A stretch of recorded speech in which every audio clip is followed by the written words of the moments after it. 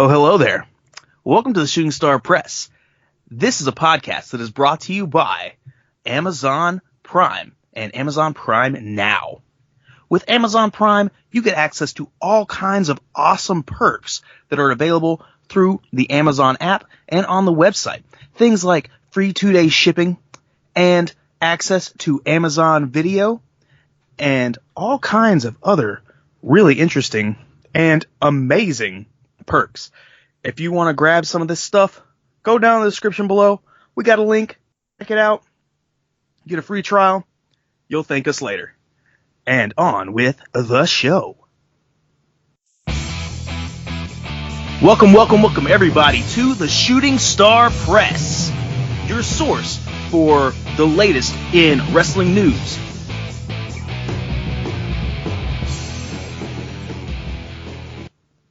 Howdy, everybody. Welcome to the Shooting Star Press podcast. This is your number one place for the hottest news in all of sports entertainment.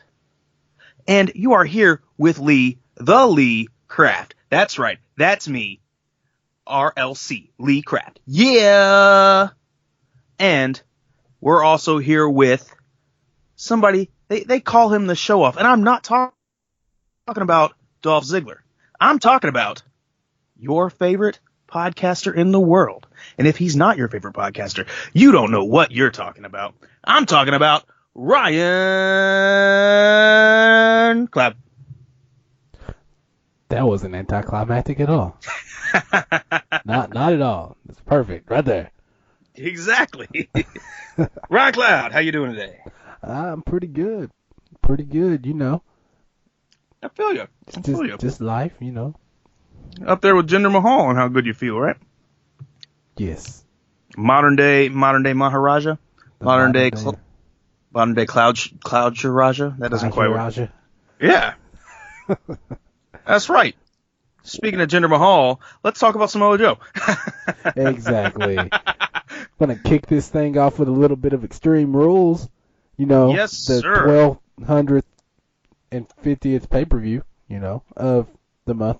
Anyways. See, but I like Extreme. Well, let me back that up. I used to like Extreme Rules. It used to be one of my favorite pay-per-views, especially when they had the ECW title stuff, all that stuff. You've got to be up to the challenge anytime, anywhere, 24 hours a day, all that stuff. It used to be great. I used to love Extreme Rules. It used to be one of my favorites.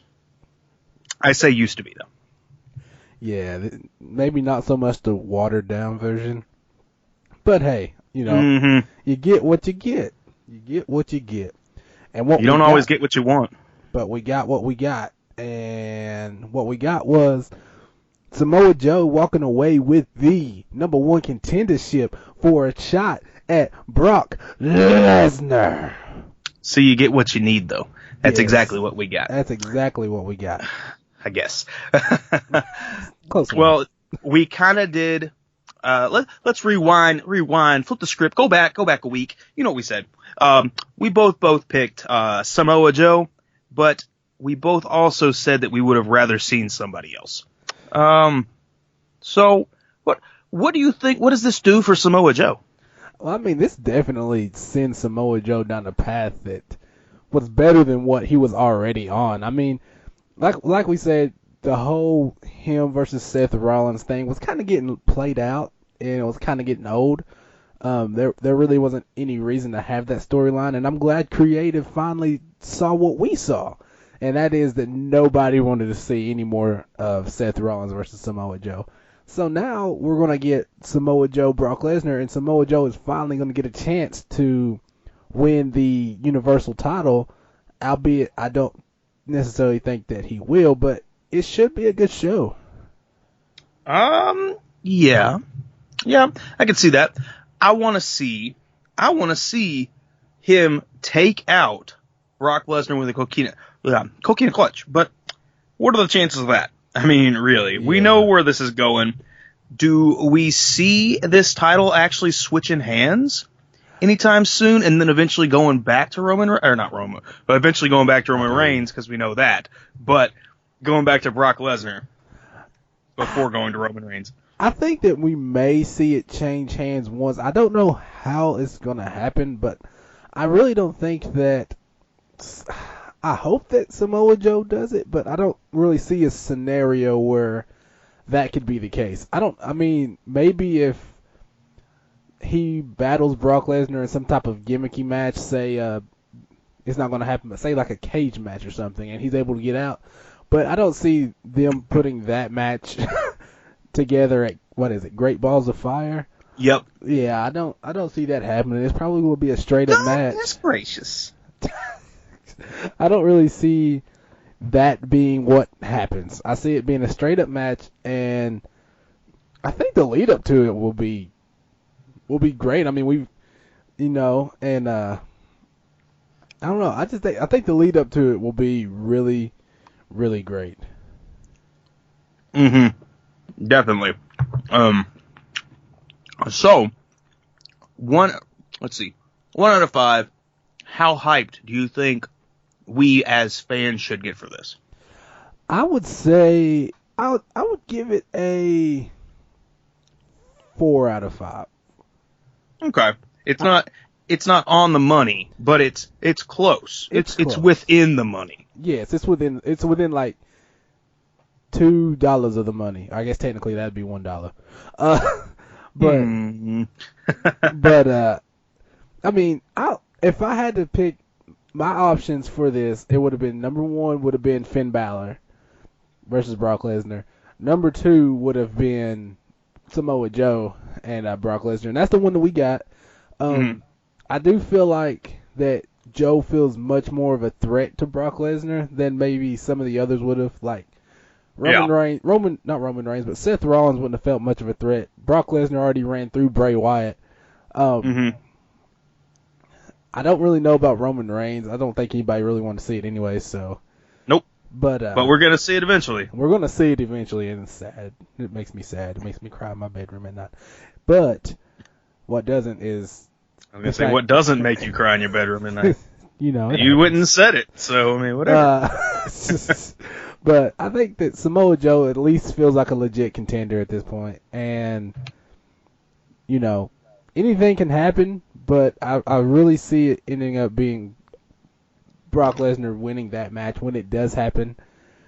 But what do you think? What would you do? You think that this is a what would you do? But on 1 to 5 for you, what do you give this? I'm gonna give it. I'm gonna give it a 3.5 or a 4, somewhere in there. It's not quite the money match that we wanted, but it is Batman, basically. It's not the hero we want, but it's the hero we need at this time. So yeah, and he definitely feels more of a. Excuse me. Definitely feels like more of a threat than Balor would have felt. But at the same time, Balor is the money match. Samoa Joe, though, he is close to where we want to be, and he is in the same. He would be in the same weight class as Brock Lesnar if there were weight classes in this whole thing besides cruiserweight. And yeah, so they seem more evenly matched, and their styles. I mean, Samoa Joe, he wrestles a hard style type of stuff, and Brock Lesnar is hard style. Just he is. That is his. He was born as that style. That is his. That is when you look at him, you're like, oh my god, that is hard style, or strong style. Sorry, I was thinking music. That's wrong. Hard style is a type of EDM. Strong style is what I was trying to say. We got you. Yeah. So on Monday, we had a face-off between Joe and Paul Heyman. And what did you think about what happened there? Can you give us a little bit of tell us what happened real quick, and then let me know what you thought about that. Well, Samoa Joe just coquina clutched Paul Heyman is what happened. And Paul Heyman died. He didn't really die, Paul Heyman pretty much died. Yeah, and that's part of the exciting factor I said that should be great is Samoa Joe locking in that coquina clutch and just those kind of antics is what will help build this match. Right. Like right now, that makes Lesnar the face going into this match. And that's something you don't ever, you never would have thought you would have said, but he is going to be out for blood, and he's going to be a monster face. That is a craziness. It's almost, Brock Lesnar as a face is almost a oxymoron if you think about it. But that's what this becomes, and that's insane. And that is assuredly going to build this crazy hype that's going to be going on with this. Exactly, and I mean that's a little nod to Brock Lesnar that he can be this beast, or I guess it's more of a nod to Samoa Joe that he can make himself a heel against everybody. I mean, Brock Lesnar is supposed to be this beast, just force. This force. That's what I'm thinking of. This force. And the fact that Samoa Joe has found a way to bring, get that heat, that true heat, is just, it's just a nod to him. Right. Brock Lesnar is the Thanos. If y'all are comic book people, I don't know if you are, but if you are, he is the Thanos of the wrestling world. And to make Thanos look like a good guy is basically what's going on, which is impossible. That is insane.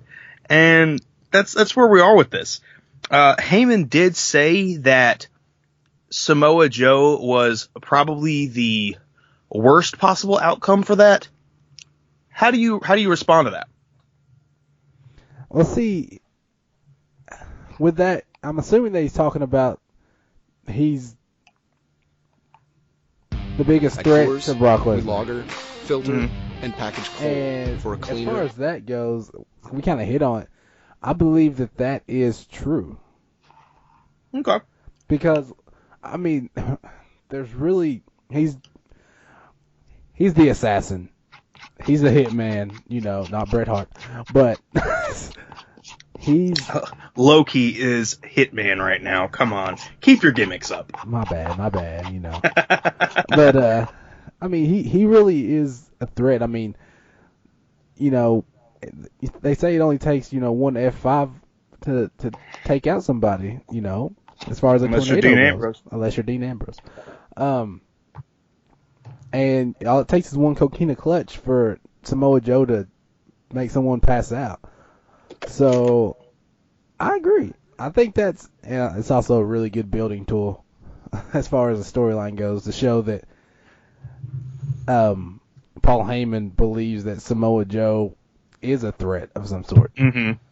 Yeah, I mean, if Paulie Dangerously can come out there and say somebody is a threat, we know his backstory. He was ECW. So he definitely knows what a threat is when he sees one. So this confidence, this just sheer force of will that is going to go against a force of nature, that's what we're going to see. And I said it was a 3.5 before, but I am looking forward to it. So, and I have a feeling that you're also looking forward to it as well. Oh yeah, absolutely. You know what else I think you're probably looking forward to? What else am I looking forward to? The Miz's new title run. Absolutely, yes I am. And that's not a knock against Dean Ambrose. I just think the IC title needs to be on the Miz. I mean, the title just kind of felt in the background when it was on Dean Ambrose. Do you agree? It didn't really feel like it was that important. It was just something that was in the background. We knew he was champion, and it might be for the lack of title defense. I mean, he didn't really defend it that much, but with it on the Miz, it actually feels like a legit title. Right. And that That's what I like, as Bruno Mars would say. Like, it feels like Dean Ambrose was a paper champion, and I hate to say that because Dean Ambrose is, he was legit before he became champion, and then when he became champion, it was not so much. Maybe he's one of those guys that just has to be chasing. I could see that. He's the perpetual Cubs. Yeah, truth. But the thing is, what gets me is I think he could be a really good champion if they would take the reins off of him a little bit. If they weren't making Roman Reigns? Yes. You say that every time. If they would take the reins off him a little bit and let him kind of do his own thing. I mean, unscripted, Dean Ambrose is gold. Dean Ambrose is one of those wrestlers that needs a little bit of free will. Mm-hmm. And in his current form, he's so scripted, and they're doing a really terrible job at it, that it just never really felt like he was a champion. We knew he had the title, but he didn't feel like a champion, so to say. Yeah, it feels like they were trying to write him as another member of the New Day. Like, they're putting him in big, goofy Texas Pete cowboy hats, stuff like that, and it was not where we needed this. That's not him. He is not Xavier Woods. He's not Kofi Kingston. He is Jon Moxley. That's what we want to see. We want to see Jon Moxley. We want to see the lunatic Dean Ambrose. We don't want to see the let's walk around in a pair of cowboy boots because we're in Texas Dean Ambrose. And that's where they went wrong. And if they want him to be champion, he still has to be who he was. It's like if they wrote the Hardy Boyz as Team Extreme, and then when they got the championship, they became the Wiggles. Yeah. Nothing against the Wiggles. I mean, I hear they're pretty good. I don't know. Mm-hmm. You're hating on the Wiggles. I mean, I know you like the Wiggles. You're sitting there. Remember, I walk in the room and you'd be sitting there just dancing to the Wiggles. I'm like, what are you doing? Like, shut up, Wiggles. That is an accurate portrayal of Ron Cloud. But yeah, back to this and off the Wiggles.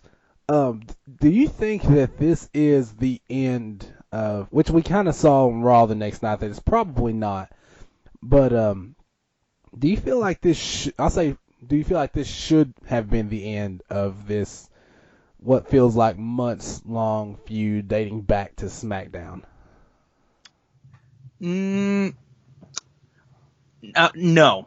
I mean, I don't feel like it needs to end, but I don't feel like it needs to be the only story in the book of the Intercontinental Championship.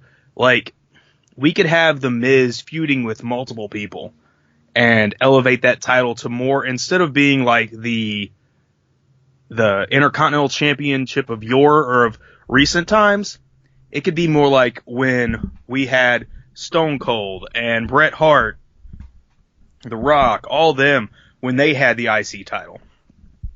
Like it was an actual thing that was worth fighting for.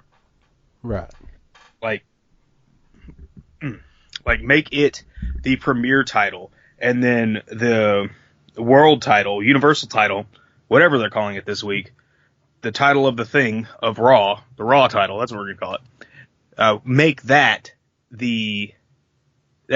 even though that is the number one thing, it can take a back seat partially through the show to something more crazy going on in the IC scene.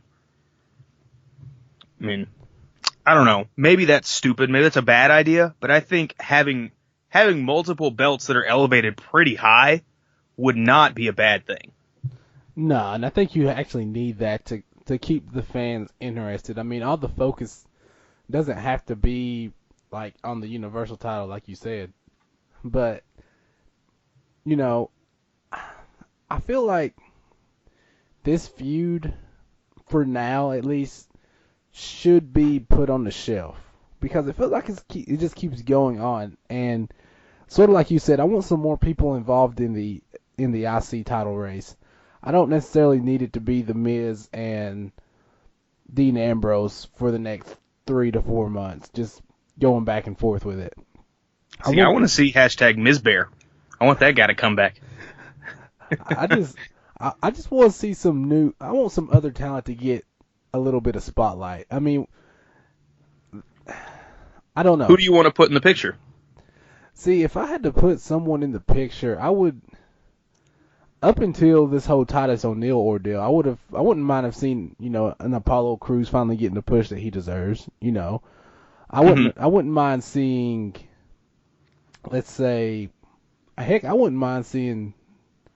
I don't know about Seth Rollins because I feel like he's gotten enough attention by now. Like a Finn Balor, come in and challenge for that title. In the meantime, like people like that. I just don't necessarily want to see Dean Ambrose and The Miz going back and forth with it. I get what you're saying, but I don't know. That's just me. Like, I'm not saying that there needs to be more than just that, but that can continue. I don't need it to stop. There needs to be more than just that. Right. Like, let's throw a Ty Dillinger into the mix. I mean, what is he doing? He's over there getting pooped on SmackDown. I mean, yeah, he's not doing anything. He could be picked up and moved somewhere. I mean, whenever you type in Ty Dillinger in the message boards now, people are like, "Who's that? Who's that?" So, like, I want to see him do something. He can jump brands. But we do also have another contender that is out there, and that is old Elias Sampson. Agreed. That would be awesome. I want to see him get thrown into the mix. He's kind of in the mix, but I think he's just there getting elevated instead of being put in anywhere currently. So that could lead to him going there, or we could see. Let's see, who else could go in there? Who? I feel like I was about to lead into the New Day, saying who like that. But there could be there's a few different people that I could think of that could go in there. And when we have, at the end of the summer when Jericho comes back, I mean, he's over on SmackDown. Well, kind of. He's not really anywhere right now. I think technically he's retired till late in July, but he could come in and take that, or come in and spice up that area. I wouldn't mind that at all. Oh no, not at all. I mean, I would be completely okay with Chris Jericho getting in that mix. That would actually make it a lot. It would legitimize it a lot more if someone, say, of a Chris Jericho type would come in and compete for the title. But I'm also okay with Elias Sampson. I mean, when he was on NXT, I might have said this in weeks past, but when he was on NXT, the character, I really liked the character. I mean, his in-ring skills could have, used some tweaking, but as far as the idea of the character, I felt like that was something that had potential that could go a long way. And he's a good Jeff Jarrett. Yeah. And he's honed in on his skills, as we've seen in the past when he's fought Dean Ambrose. So I would be okay with Elias Sampson being, jolted into the title picture. I'd like to point out one thing though. His gimmick was supposed to be he was bad at guitar. Have you noticed that he's getting better? He is getting better. He is getting really good, even though he's supposed to be like really bad. And I love that. That is amazing. Yeah, it works. I mean, good or bad, I still like the character. the loner, I'm just going to chill here and play my guitar for. I sounded really country when I said that, but play my guitar. Should have called it a Git box. You know what? We don't need that right now. But and I don't know. I like it.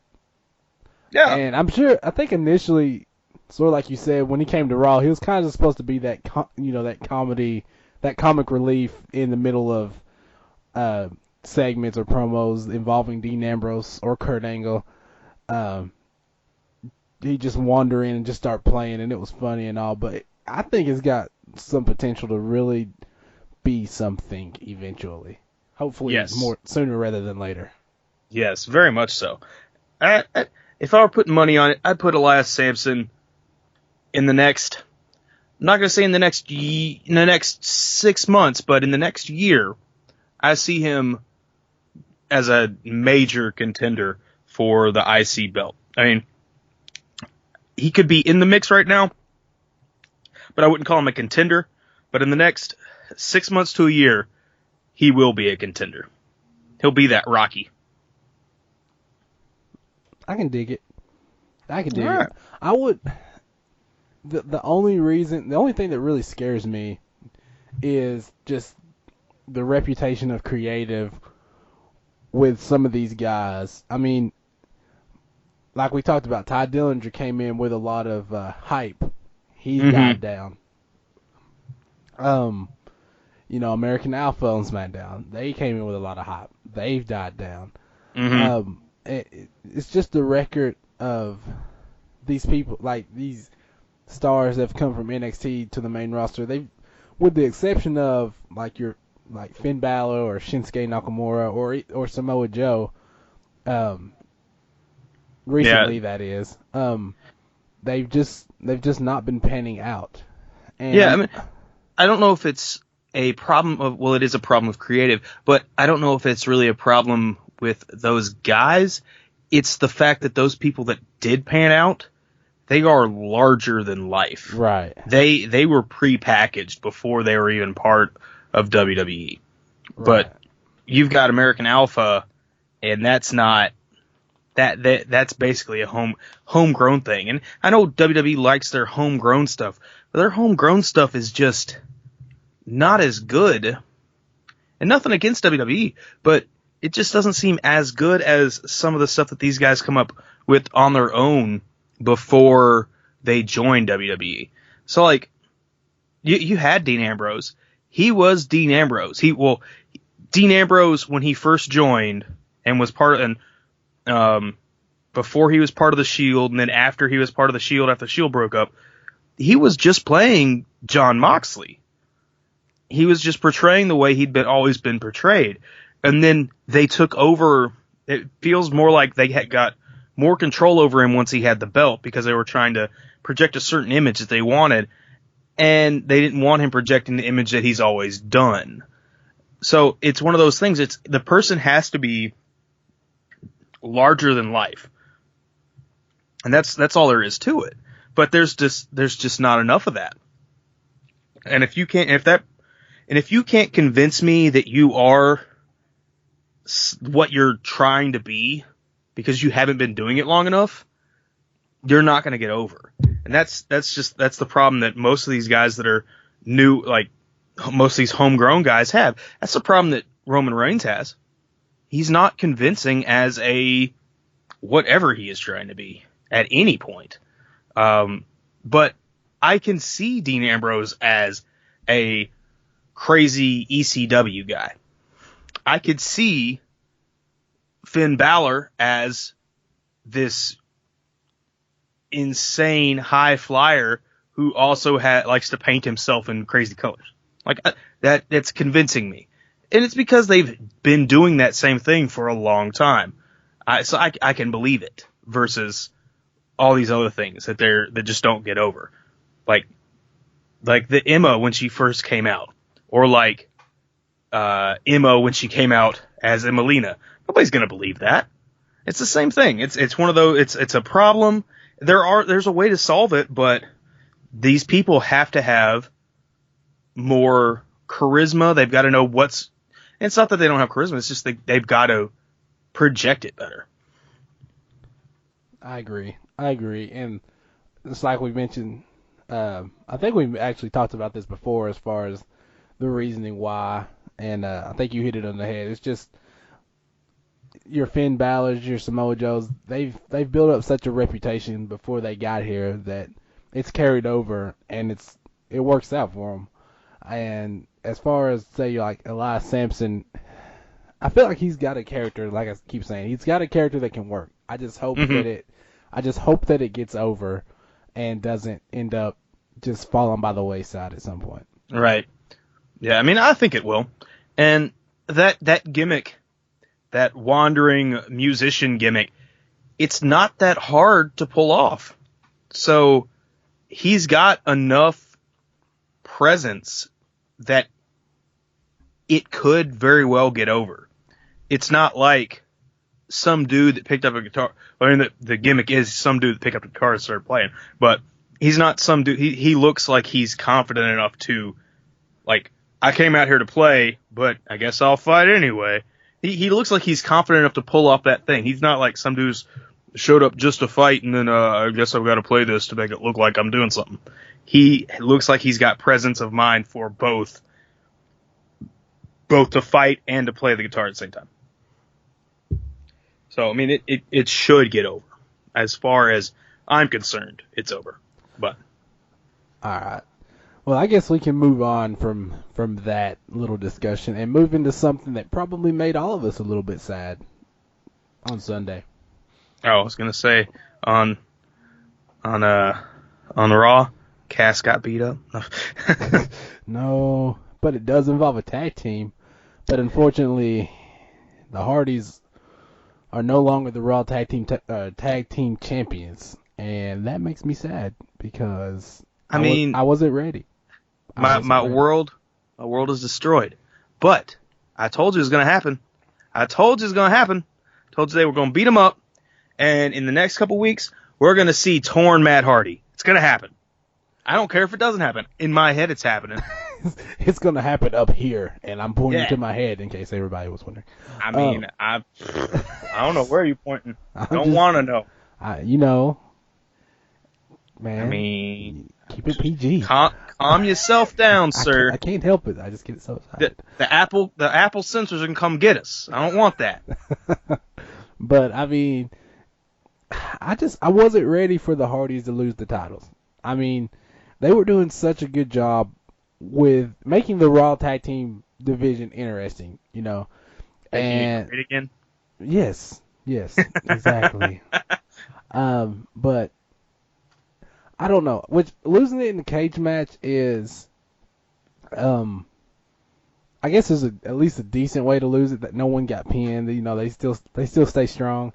But yeah. I was a little bit confused as to why Jeff Hardy could, once he got out of the cage and went back in, why is he now required to exit again? I mean, that doesn't make sense. He shouldn't have had to because he re-entered the match, and it depends on what their contract was that they signed for the rules of the match. But a general cage match is once somebody leaves, they're out of the match.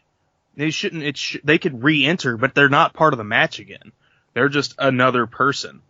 Technically, that should make that where if they make contact again with another opponent, then they could disqualify them. Then they could be disqualified. But at the same time, that would be up to the discretion of the referee. But it would all depend on whatever the contract said that they signed, because it would have all the rules for each match in it. It's just wrestling, even though it's all a work, all these things are set up the same way that a boxing match is or a MMA match is, where the rules are defined in their contract. So it would be whatever the contract said. So they would normally tell us if it was something different from what we know as the rules for that match, but it would really just determine on whatever they happen to sign. So I'm assuming they signed one that said, you can re-enter, but if you re-enter, you gotta fight your way back out. Like Zombieland. Like Zombieland. Well, all I know is, you know what? I can't say what I was gonna say because, we gotta keep it PG. But that's a malarkey. Basically, what you're wanting to say, all right, Roman Reigns, this stupid 50s cartoon stuff. But what you're trying to say is Jeff Hardy screwed Jeff Hardy. That's what you're trying to say. That's what I'm trying to say. It's the Hardy screw job. I get it. That's what they need to start doing. Hardy screw job, then Bret Hart will be angry again. It'll be the whole thing. And then Bret Hart will come out there. He will win the title. He will win the tag team title by himself. By himself, because he's Bret Hart. That's what he does. Yep. And it'll be awesome. I would pay for that. I probably wouldn't pay for that. You probably would. I would download that for free on YouTube. I was about to say, you don't get arrested now. I mean, it's on YouTube. They would put that on YouTube. Yeah. It would be like 3 weeks after it had happened, but it would be on YouTube. So, I mean, that's what I would do. I would wait. I wouldn't even watch it on the network. Nope. Nope, not at all. So, now that we know that Sheamus and Cesaro are Shame Cesaro is our new tag team champions of Raw, do you feel like this is kind of a long-term solution, or do you feel like this is more of a transition? They're going to be more of a transitional champion? Because I'll be honest, I don't think that this. I feel like it's going to last longer than it should, given the other storylines that's going around in the tag team division right now. Yeah, it's a possibility. Let me put it this way, okay? They're not just raising the bar. They are the bar, okay? That means they are going to be the longest reigning tag team champions ever. 500 days. Nope. It's going to be great. 500 days. I'll end Hero before that happens. Oh, golly. I'm just saying. Going to fall foul of the Apple censors and the YouTube censors now. I mean, we're already talking about wrestling, so we're already falling foul of YouTube, so it doesn't really matter. Because I can't watch this for a record amount of days. I can't do it. I mean, like I said before, they've made this work a lot longer than I thought it was going to. Mm-hmm. And I feel like they knew that it had already ran its course, so they're like, you know what? We're just going to turn your heels. They like did a reverse New Day. Yeah. Like, you know, all right, this isn't working with you being faces, so let's just make you heels and pray a little bit, and maybe it's more like this is working too well, because they are very much over separately, but they are together. It's weird. Yeah. It's like if I show up, they cheer for me. Ryan Cloud shows up, they cheer for him. So since we're together, they just cheer for both of us, but they don't like us together. Exactly. I mean, I would rather see a AJ Shinsuke team up than this as a team up. But separately, I like both of these two guys. I like Cesaro. Look at you. Look at you. I'm messing up. I like Sheamus. I like Cesaro. But I don't necessarily like Shamzaro as a team. But both of them separately are great. And I don't have a problem with it. But it will eventually start to grate. But the fact that they've switched them up from face to heel, that shows that they do both have a pretty good range. I never thought I'd want to see Cesaro as a heel, but at the same time, I'm not complaining. Right. So, I mean, if they break them up, maybe they go for the Intercontinental title. Hey, that would be great. Now, Cesaro, like, I'll go and say, I'm not a big Sheamus fan. So, I think that he's doing great with his character, obviously, because he's a veteran of the wrestling world. Sheamus O'Shaughnessy's going to shellac you. But, like, a heel Cesaro would have, in my opinion, been way better than teaming him up with Sheamus. Like, if this tag team had never happened, I feel like Cesaro was headed toward a heel turn that would have been great. Because, you know, he had all the corporation isn't giving me opportunity, you know, that kind of stuff. He was being, what's the word I'm looking for? He was being screwing himself, as WWE would say it. Yeah, something like that. Cesaro screwed Cesaro. Yeah, or he was being disrespected by the company, and a heel turn there. That would have been good, and I could see him go, you know, striding toward the Intercontinental title. But I think the fact that we've got Cesaro as the tag team champions is just another testament to how unorganized the tag team division is on Raw. I'm not gonna say weak because I think they really got a really strong tag team division on Raw. I mean, with Enzo and Cass for now, with the Club, with Cesaro, with the Hardys. I mean, it's a strong little tag team division. It's just little. It's just it's little, and they've got. You got Enzo and Cass in some storyline. You've got the Club kind of. You have the Revival once they get back, which instantaneously makes that division much better, hopefully. They've been on the shelf for a while, so you never know. Well, they did show up the other day, and we did see I'm just going to skip ahead to some rumors real quick. They've been cleared for in-ring competition, they've been cleared for in-ring competition, and they will soon be back in the ring before the end of the summer, is what I've read. Okay, well that'll be good when they get back. And so I mean the tag team division is decent on Raw. It's just disorganized.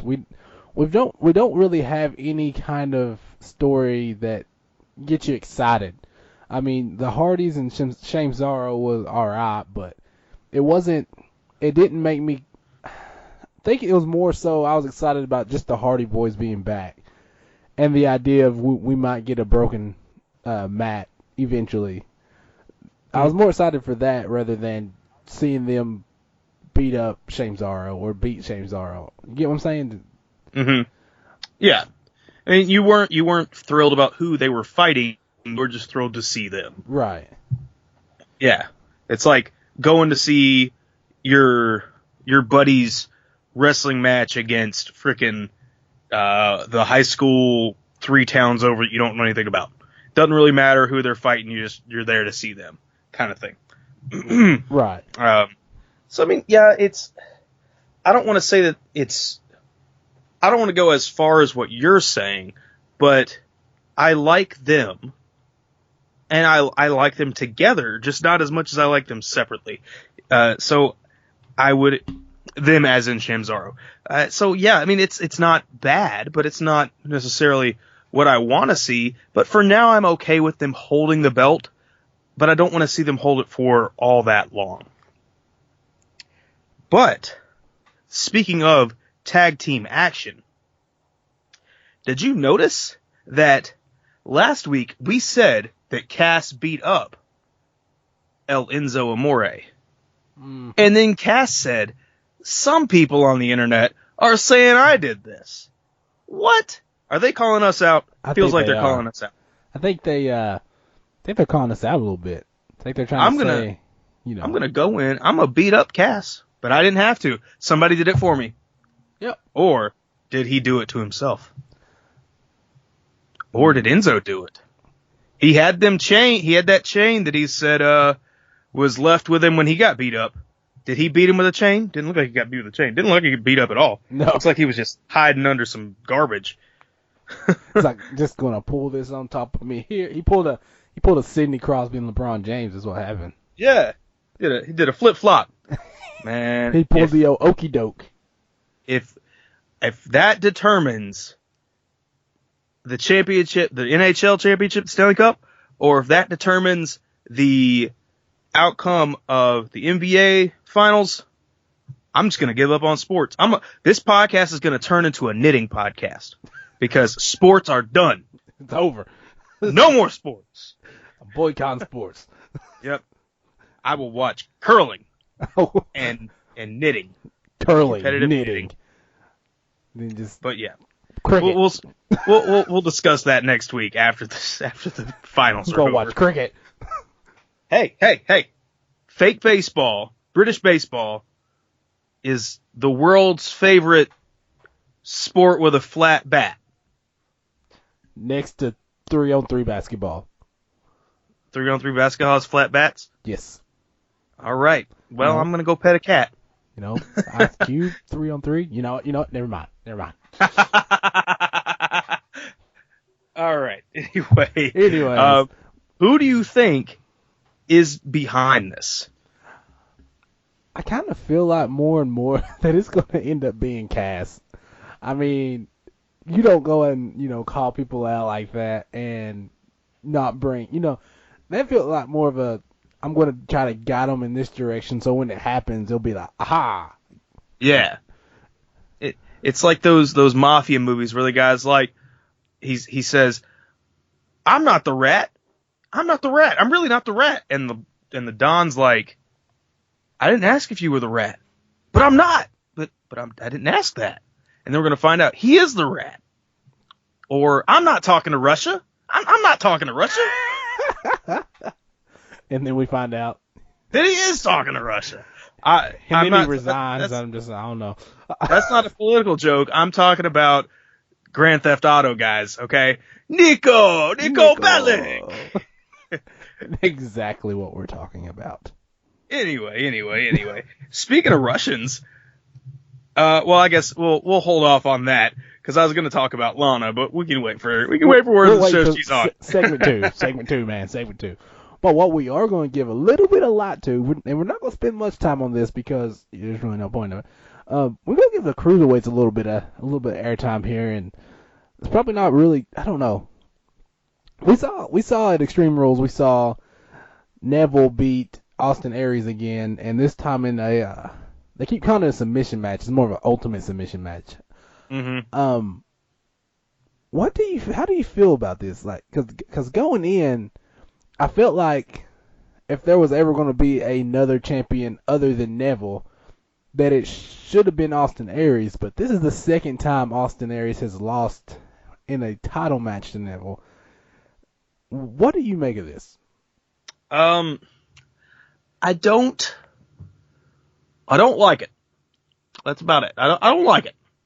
I like Neville as champion. I want Neville to stay champion, but I don't like that. It feels like I'm not going to say they're booking Austin Aries weak because he looks really strong in all these matches, but he feels like the lovable loser right now. He's the Sami Zayn of the cruiserweights. Exactly. But he's like not the lovable part. He kind of feels like a D-bag, if you get what I'm saying, while he's being the lovable loser, which is weird. It's like they're confused about how he needs to be himself. Like he comes off as he's being himself, but that's hard for him to be a lovable loser when and they're trying to write him as a lovable loser. And it doesn't quite work all that well. Right. And you said you're not going to say that it makes him look weak. I'm going to say that it's killing all of his momentum. Oh, yeah. He looks strong. Yeah. But he's not moving forward. Yeah. Like he's like, how do I put this? I don't know. I'm not even going to go there. He's SpongeBob with the anchor arms.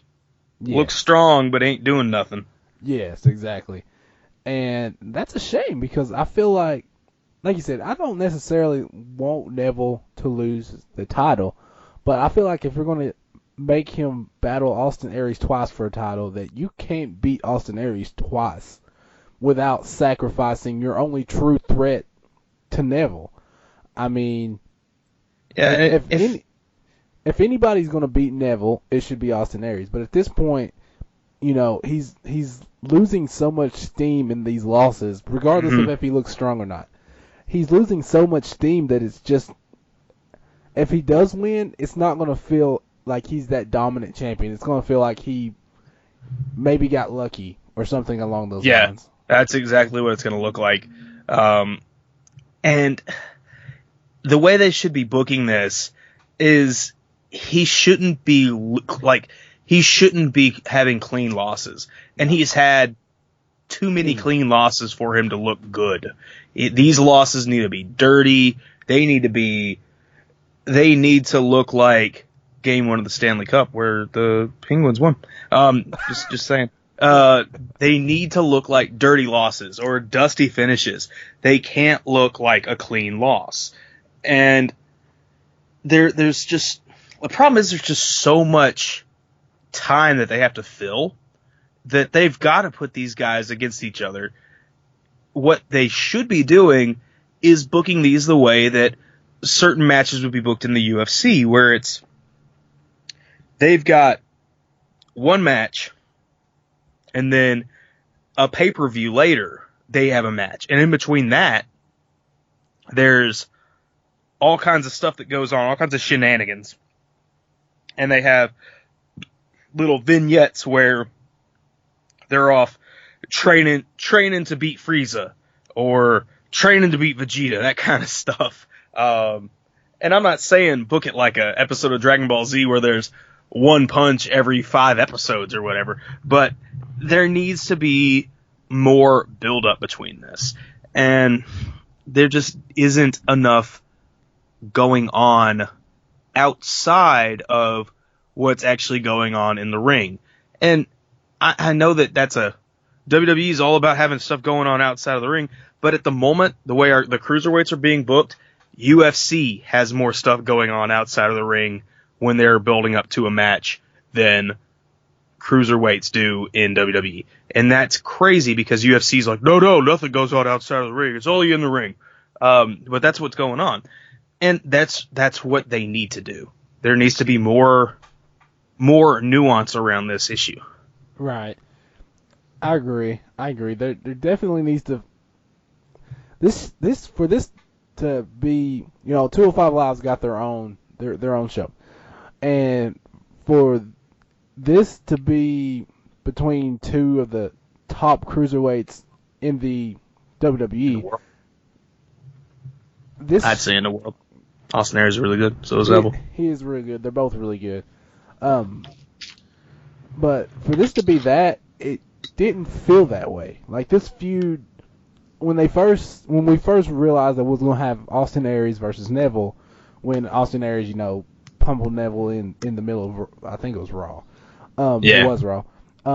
It felt like it had that big fight feel to it, even though it was 205 Live, because we had two of the best, and that has slowly died down because there's not really much going on other than that one big moment, like, oh, here we go. And that's what's hurting 205 Live. And they're also not doing a good job of building anybody else, so... Yeah. They're making TJ pay, and, is it a Tommy? Who's the other guy? Who's the... oh my god. Akira Tozawa. Yeah, Akira Tozawa. And they're the only two other people that are really doing anything. I mean, you've got Noam Dar and that whole thing, but they're basically just the bookends for, or the what are they called? They're just like male valets for Alicia Fox and Sasha Banks right now, which is probably going to lead up to the women's thing that's going to happen. We can talk about that a little later, though. But it's, I don't know, it feels like it should have the kind of build-up that we were having between, who is it? Nate Diaz and Conor Mr. McGregor. I was going to say Mr. I'm Irish and I beat up everybody. Yeah, Conor McGregor. It feels like there should be stuff going on like what went on there. They're having a presser, and WWE has pressers, and they just don't ever show them on TV. But they could show a presser where they're talking about it, and freaking, it would probably be Neville. Neville would get angry and throw a bottle across the room and hit somebody, like Conor McGregor did, or anything like that. And I want to see more build up like that out of the ring, but still part of competition build up. I don't want to see Neville get jumped or something. I want to see that still competition stuff, but out of the ring, the build up to it. And I don't know, maybe that's one of the things that we're lacking now that used to be part of wrestling up until the early 2000s, when when kayfabe was getting thrown out the window, I want to see that kind of stuff. That was what made things. I feel like that's one of the things that made wrestling as popular as it was in its heyday. Yeah, I agree. That's about it. The breath you took, I was like, oh no, he's gonna say nope, stupid. Nope, I agree. And I mean that's pretty much where I'm at with the cruiserweights right now. I mean, I know on Raw we had Neville attack TJP. TJP. Yeah. So I don't really know where that's going, but I don't know. Hopefully they get the cruiserweight division together, and we actually start seeing some more interesting things happening. But third hour on SmackDown, cruiserweights should be. That would actually make more sense. That would make so much more sense. It's set up right now. So much more. I wouldn't be happy about it because that's 3 hour SmackDown, 3 hour Raw, but at the same time, it'd be okay. Yeah. So, Alexa Bliss. You know what else is okay? It's going to lead to not Bayley's back. So, yeah, Alexa Bliss, pretty much getting pushed as the best.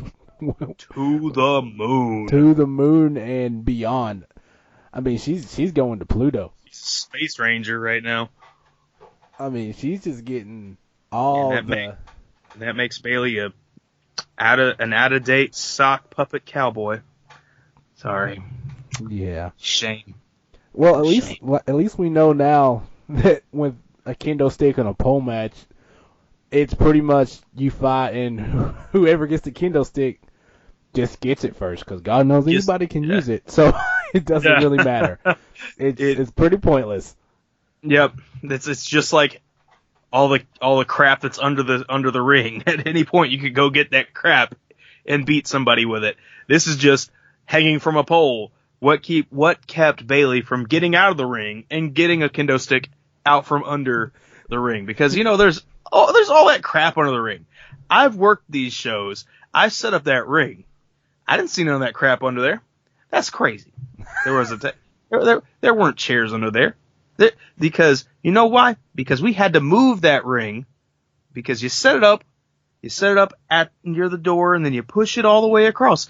It's crazy. Having crap under there, just not going to work. Whatever. Kendo sticks, I'm done with them. Kendo sticks, you're should no longer be a part of this. But exactly. until we get to Lucha Underground. Yes. But for now, kendo sticks, just done with them. Bayley, I'm sorry, you're losing your push. You're not doing so well. Alexa Bliss, I'm sorry, you shouldn't be getting a push right now. I don't care what Twitter says whenever I say that. Twitter does not like it when I say that because they think she's pretty. But that's just my stance. Yeah, I mean, like I said before, I felt like she had a grip on her character. I just don't, in-ring wise, I don't think she should be getting this, or this push, I should say. And I feel sorry for Bayley. I mean, she comes in, she gets that title win over Charlotte, and then, she basically just has it ripped right away from her when Alexa Bliss comes over, and we said how Austin Aries didn't look weak, even though he lost to Neville twice. Mm-hmm. This match made Bayley look weak. I mean, there was never a point in the match where I felt like she was going to win. There just wasn't. Yeah, I mean, I can't even. To quote Alexa Bliss and Bayley, I just can't even. I just couldn't even during that match. Sorry, I'm becoming a basic, you know what I'm saying. But yeah. I'm not going to go there. And I don't know. But the fallout of this match, let's talk about that for a minute. So, Nia Jax. Did you watch that match? Nia Jax versus Alexa Bliss? Oh, yeah. Dude.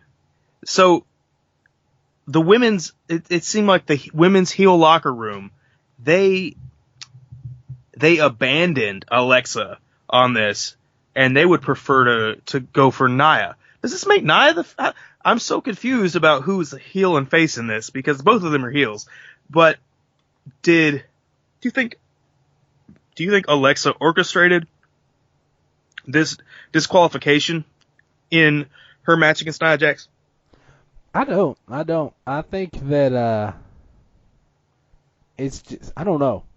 It's weird. Like you said, it's weird to have this dynamic where it's like every woman on the roster is heels except Bayley. Pretty much. I mean, it feels that way. I know that they've kind of been trying to build Dana Brooke as a face, but let's be real. Not good. Let's be real for a minute. And it's just not, I don't know, it's just not working. Yeah. I would not complain if Dana Brooke went back down to NXT. Yeah. Just putting that out there. She's not bad, but she's not good. Yeah. Just like Alexa Bliss, both of them. I would not complain if either of them went back down to NXT. Well, I feel like Alexa belongs on the main roster, but I don't think she should be getting this crazy push that makes her look better than I have to say even better than Charlotte at this point. I mean, the way they're pushing her ahead of Charlotte. I mean, she's the first both SmackDown and Raw Women's Champion. She hasn't been pinned. Mm-hmm. I mean, I don't even think when she lost her title, was she pinned? I don't think so. I don't think so either. And, I mean, they're just making her look super strong right now, and I don't agree with it, especially not with Sasha being over in a nonsense 205 Live feud type feud with Alicia Fox. Oh my gosh. Yeah. But back to this, specifically with Nia Jax, I don't know if they're trying to kind of push Nia as a tweener at this point, where she's not good, she's not bad, she's just this, I'm gonna use the word beast, that just fine. wants to do whatever she has to win, regardless of if it's good, bad, don't or give ugly. a flip, or type of deal. And I'm okay with that personally. I'd like to see her do a flip. That'd be cool. That would. I think if she hit a shooting star press and hit it better than Charlotte, that would be amazing. I would probably just drop the mic. That's a drop the mic moment. It's like, hey, you didn't know, but now you know, type of deal. But speaking of doing flips, I just want to see anybody do flips. I'm just saying. You just want someone to just flip for no reason. It doesn't even matter.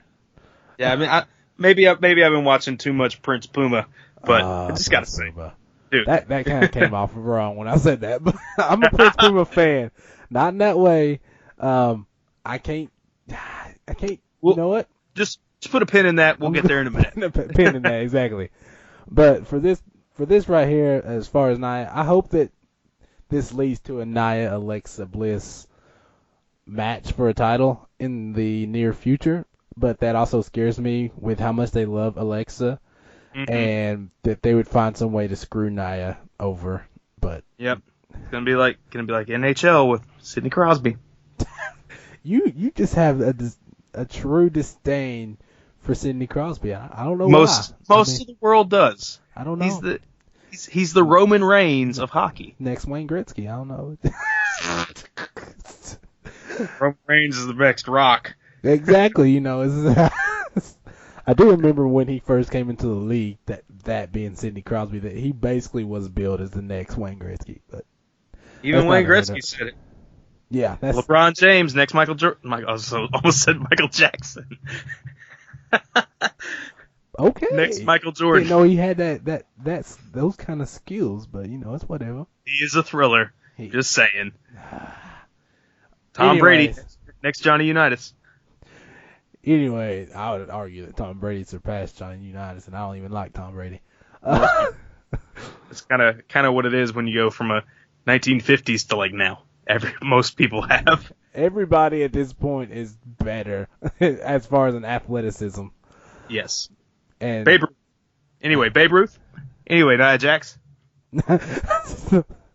But yeah, hopefully that ends well if it does happen. But Mm-hmm. Yeah, it's gonna happen, and I'd like to see. I would like to see Nia Jax hold the title. That would be very cool. And it would show. What I'm gonna say sounds kind of identity politicky, and I know how that gets under people's collars, but at the same time, it would show that the body type of a person doesn't really matter all that much in the current climate of WWE. And we haven't seen that in a while, because last time we saw anything like that, we had China win something and we had Awesome Kong. But between then and now, it's always a very very similar look to everybody. And I'm not complaining about that. I'm just saying it would show that there is that female athletes don't all look exactly the same in order to win stuff. Because you do have female athletes in other sports that are of different body shapes compared to like a Charlotte or a Alexa Bliss or a Bayley. So, I mean, that would be a good thing, but at the same time, it's not necessarily the reason why I would want her to win, because she is amazing in the ring. Yeah, I agree, and she's developed. The longer she's been there, the better she's gotten. Basically, I mean this version of Nia is not the Nia that we saw in NXT, right? And I think that this version of Nia definitely deserves a title shot, and to be champion, as you said. Yeah, I mean, if at the very least a really good title shot, because she's been messed over a few times for a title shot. If I'm correct, I'm pretty sure she has, like maybe 2 or 3 times. Well, against I think Sasha, in the Sasha and Charlotte feud thing that was going on there, and I don't know. I kind of like the way she was in NXT a little better, but if they were to bring some of the stuff that she had going on in NXT into this new, more developed Nia Jax that is out here now, I feel like she could get it over. I agree. Anyway, that's basically all I got on that. Okay, but that's all. That's all that really matters. As long as you agree with me, I'm cool. We'll probably disagree with you eventually. Nope, never gonna happen. Always right. So with that, why don't you go ahead and pay some? You know what else? You know what else I'm worried about? What's that? Audible.com. Oh, snap, crackle, and pop. Ross is in the mix. What? Yeah, that's right. So, Ryan Cloud, you know what Audible is. The fine people at home know what Audible is.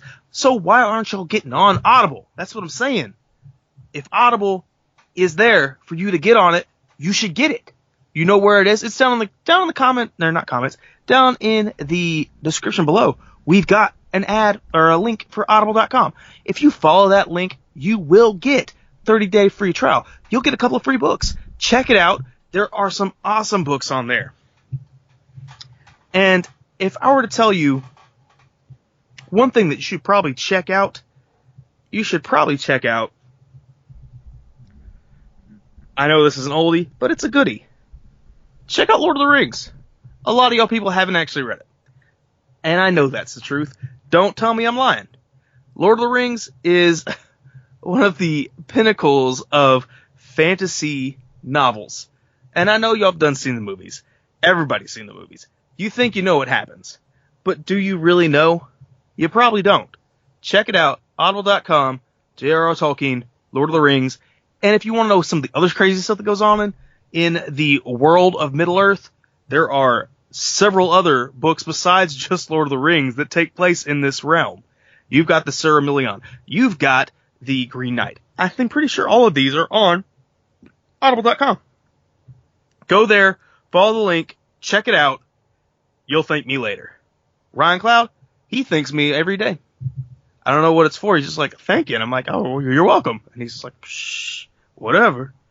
Yeah, And he's about to thank me about moving on to some SmackDown because he loves Jinder Mahal. I absolutely love me some. No, I'm just playing. I can't even. I'm not that good of an actor, man. I'm not that good of an actor to pretend like. So basically, you're like Jinder Mahal. Yeah, why ain't I WWE champion? I mean, you probably couldn't beat Mojo Rawley because he's always hype, and you're just kind of like, I'm okay. Well, Jinder Mahal almost didn't beat Mojo Rawley himself. That's true. That if only Mojo had won. I know, right? Like if I'm the WWE, I'm looking at Jinder Mahal like I need to make you look ridiculously strong to justify why we gave you the title, even though we know why he has the title. He's the king of India. Yes. That's what he says every day. That is what Maharaja means, is king of India. Well, we know he's the king. He obviously is the king. I mean, we don't know where the king of India's gone to. He's disappeared. He disappeared in like the 1600s or something. Obviously, it's Jinder Mahal. And he's just like, here's my crown, Vince. And Vince is like, well, here's my belt. That's basically what happened. But if I'm the WWE, I'm trying to make him look like superhuman, ridiculously good. And I'm sure that's what was supposed to happen. I'm sure this was supposed to be a squash match for Jinder Mahal when he went up against Mojo Rawley, and it's just not what happened. In fact, Mojo ended up looking really strong. He looked like a wrestler that thought he was supposed to win, and at the last second he's like, "Oh yeah, I'm supposed to lose." So you thinking Mojo went into business for himself for this match? He was like, I'm going to win this match. I don't care what happens. It's like, I just beat Jinder Mahal like 3 straight times like 2 months ago. Yeah. And I was a figment of somebody's imagination at that point. Now I'm a real boy. I got to win again. And then he's like, I guess I should probably just lay down. Yeah.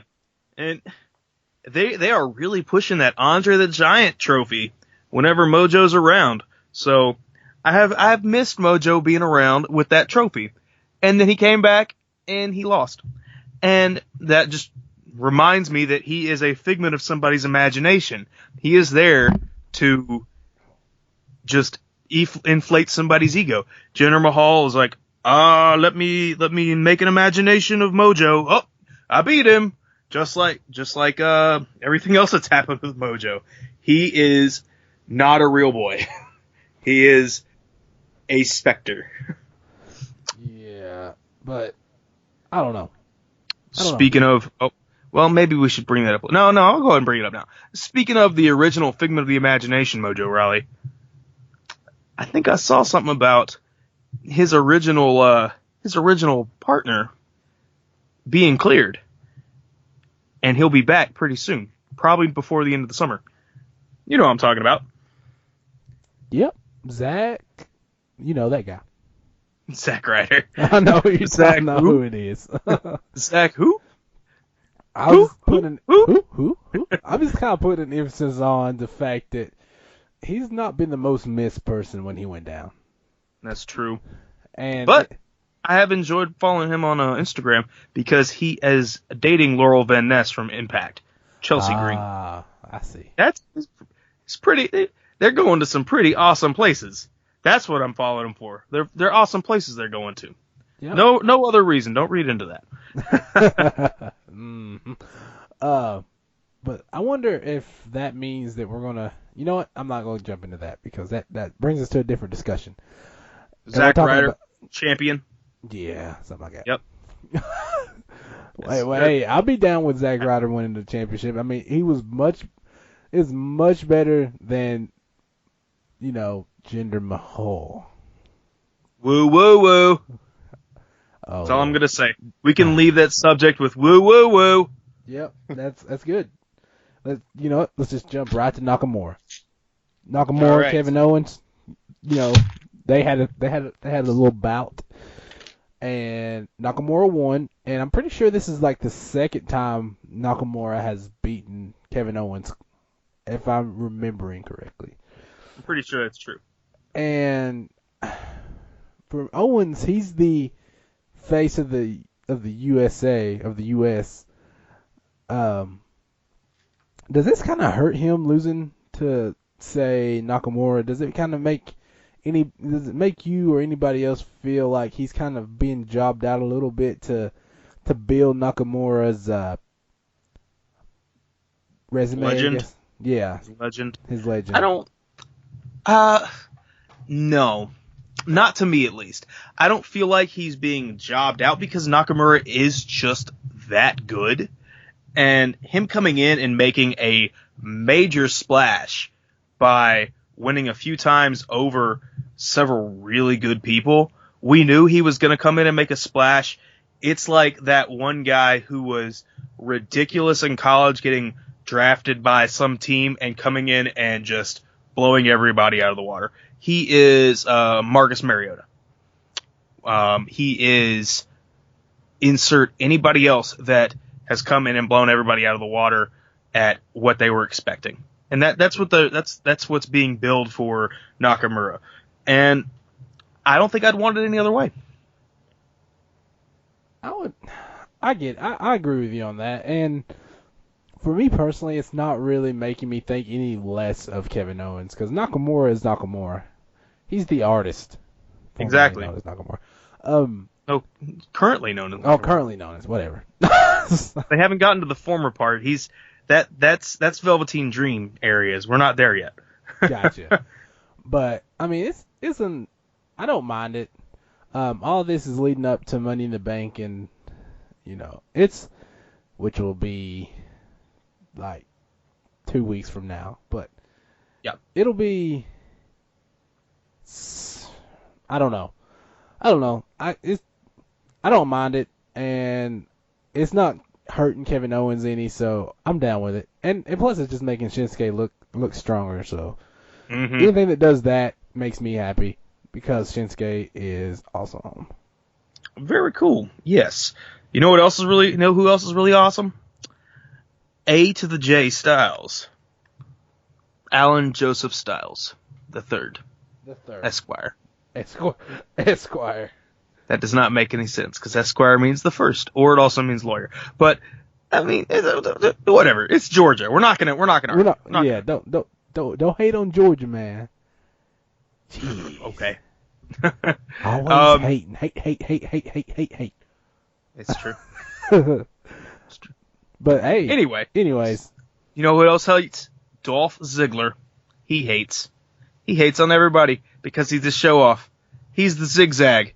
He's the Zig Man. And if they start calling him the Zig Man in the next couple weeks, I'm going to flip out. Anyway, so what's going on between AJ Styles and Dolph Ziggler? There's definitely a feud brewing there. And, this week, AJ got that victory back, which is good. This is the one time I'm okay with WWE with their 50-50 booking, because he shouldn't have lost that match from the get-go. But there's definitely a feud brewing there. Just like between PK Subban and Sidney Crosby. Yeah, exactly like that. That's going to be my match of the week is PK Subban versus Sidney Crosby in freaking the game on Thursday. It was nuts. Anyway. But with this, yes, with this, I personally don't know what the end game is. I don't really know if this is just kind of a busy feud for AJ until something better comes along, or if they're legitimately using this to push Dolph Ziggler again. Because I wouldn't mind another, at least not a push, but something elevating Dolph Ziggler a little bit. I don't have a problem with that. I don't know. It just kind of feels like, I don't know. I feel like Dolph Ziggler is a great talent, but there's nothing that really excites me about Dolph Ziggler at this point. The most exciting thing is when he hits on one of the Bellas on Total Divas on E every night at 9 p.m. That's not even correct. Every night. It comes on every single day. But Possibly. but I mean, I don't know. There's just nothing that jumps out to me as saying Dolph Ziggler is a contender. Even if he ends, this feud ends and Dolph Ziggler ends up on top, it still doesn't. It still won't feel like Dolph Ziggler is, back, so to say. Mm-hmm. I don't really see. He's a good talent. He's a hard worker. I don't really see him being a true contender, at least anytime soon, especially not with this horrible gimmick. But that's just me. What do you mean horrible gimmick? Like, I know he's kind of went slightly away from this stone cold face, bad guy that he was like a month or so ago. Mm-hmm. But what he's still doing now, it just doesn't feel, I don't know. I don't like it. Okay. I mean, like I said, I wouldn't mind not a push, but just a little bit of elevation for Ziggler. I'm not saying put the belt on him. I'm not saying make him the number one contender, but I am saying make him just a little bit more, Relevant. a little bit more of a threat to everybody else. Right now, we know he's going to lose. So throw him a couple W's, and then he looks a little bit more legitimate as somebody for these guys to fight versus just some guy who's in there to enhance everybody else. And he's there to do that because he is more of a veteran in the WWE style versus AJ Styles or Kevin Owens or anybody else on SmackDown's roster right now besides Jinder Mahal and Mojo Rawley. But I wouldn't mind just seeing him being slightly more elevated, throwing him a couple W's. That's not going to hurt. That's probably not going to hurt anybody else as long as they're not like freaking, as long as he doesn't squash somebody, then it's not going to hurt anybody else. Right. So I get you. You're basically saying you don't necessarily feel like he has to be a champion or anything like that, but he should definitely not be a jobber. He needs to be relevant. Right. Gotcha. I mean, because if he's just there to job out for everybody, when we see him walk to the ring, we're going to know, oh, AJ's going to win. Oh, Kevin's going to win. Oh, Nakamura's going to win but break his knee or something. Something like that. And I just don't want to see that. I want him to be a legitimate threat. You want him to be the, going into some NXT here, you want him to be more of a Roderick Strong and less of a Oney Larkin, basically. Yes, basically. Yeah. And that he doesn't need to be a Punishment Martinez where it just comes in and just blows everybody away, but he does need to be at least some kind of credible threat to these guys. And that's basically the easiest way to put it. And any other thing, I mean, it just wouldn't be kosher. I feel you. I don't know, that seems kind of weird to say kosher for talking about a guy named Adolf Ziggler. It's cool. It's cool, It's whatever. Yeah. Anyway, so I guess that brings us on to the latest new addition to the WWE. Since we were talking about the guys that will be in the Money in the Bank ladder match for the men's title, or the men's title contract, that brings us on to the most awesome looking briefcase that WWE has ever made. That white one with the green writing. Yep. Dude, awesome. If you don't know what I'm talking about, Ryan Cloud, enlighten us. I'll let you take this one. You started it out. You roll with it. Okay, I guess I'll talk about the newest addition to the WWE Universe. And I'm not talking about Mustafa Ali's new baby. I'm talking about the Money in the Bank ladder match for the chance to take on the women's champion. Dude, this is awesome. I'm surprised they haven't done this before because TNA did this, 5 years ago, and it was bad. Maybe that's why they haven't done it, because of TNA's badness. Or they just felt like they wanted to get as far removed away from that TNA moment as they possibly could. They were probably hoping I didn't remember. Which, to be honest, I mean, up until the past few years or so, or 2 years or so, there's not really been that much of, well, I guess there has been. Anyways. The women's division? Yeah, the women's division hasn't been, this is as strong as the women's division has been, even though we hate a little bit on the SmackDown side of it because you have Charlotte and, oh Queen. my God. I'm having issues. Becky Lynch. You have Charlotte, Queen. Becky Lynch, Irish Queen. and Tamina, Samoan Queen. and you have Naomi, but she's champion, but Yeah. she's not up to EDM that Queen. level. Yes. Neon Queen. Neon Queen. But I mean that's basically it out of the true contenders, and I wouldn't even call some of those true contenders. But it's pretty solid. I'm surprised they gave SmackDown the Money in the Bank and didn't give it to Raw. Because I mean the first women's Money in the Bank ladder match on Raw. I mean, Money in the bag. Money in the Just bag. like you were saying last week. Yep. Just put it in the bag. On Raw, you would have Sasha, you would have Bayley, you'd have Nia, you would have Mickey, you would have Alexa. I know you don't big on that, but she's relevant enough. I'm not saying I'm just saying. I'm not saying. I'm just saying. You'd have Emma. I mean, that's a pretty deep I'd give Money it to in Emma. the Bag. Oh my Money in the God! bag. Every time. I'd use Emma if I were giving it to anybody. Just because I miss seeing Emma. But I mean, that's a pretty deep Money in the Bank ladder match right there. Yeah. But both rosters are pretty deep. The way I would say do it is Money in the Bank. Is that just a SmackDown or is that a cross brand? No, it's just SmackDown. Okay.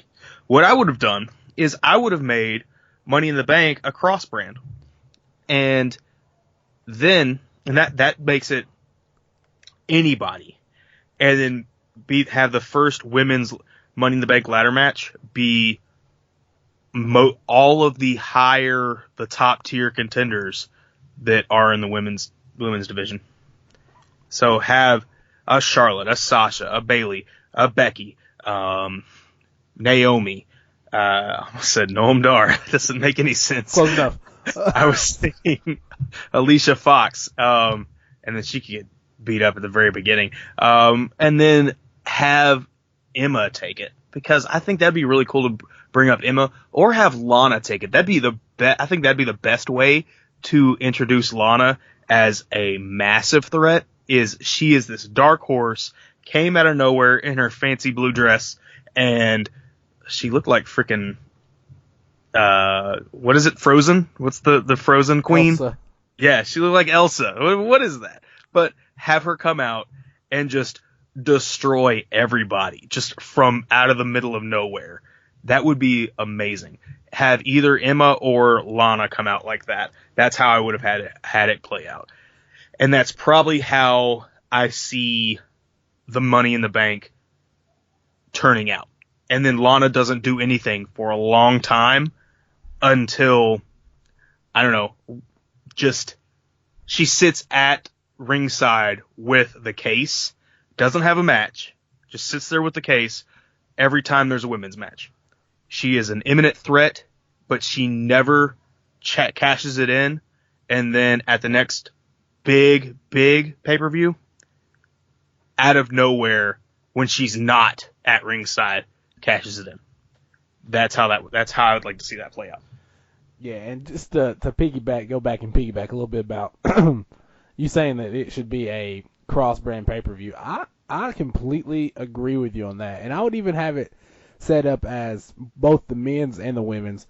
Have some sort of tournament on Raw and SmackDown to get your best three, and then put them in the match together. Like, say, just some sort of tournament to determine which three from each brand would go. That would be awesome. And I'm completely okay with your Lana choice for the winner, because I think that would be. I kind of feel like that's what's going to build up and eventually happen. It's because you have Lana. She's like you said, she's a dark horse. She's kind of pouty. She's almost a better version of Eva Marie at this point. More likable version. Yes. That's exactly what's going on. I didn't even think of that until you said that, but yes, that's exactly how I would see it. Yeah, she's definitely a more likable Eva Marie. And just like I'm a more likable Ryan Cloud. Nope. Not even close. But I'd be completely okay with Lana winning Money in the Bank. Now, my biggest question is she in that match? Because I know she came out and basically said, I want in, and Shane's like, nah. And she's like, what? But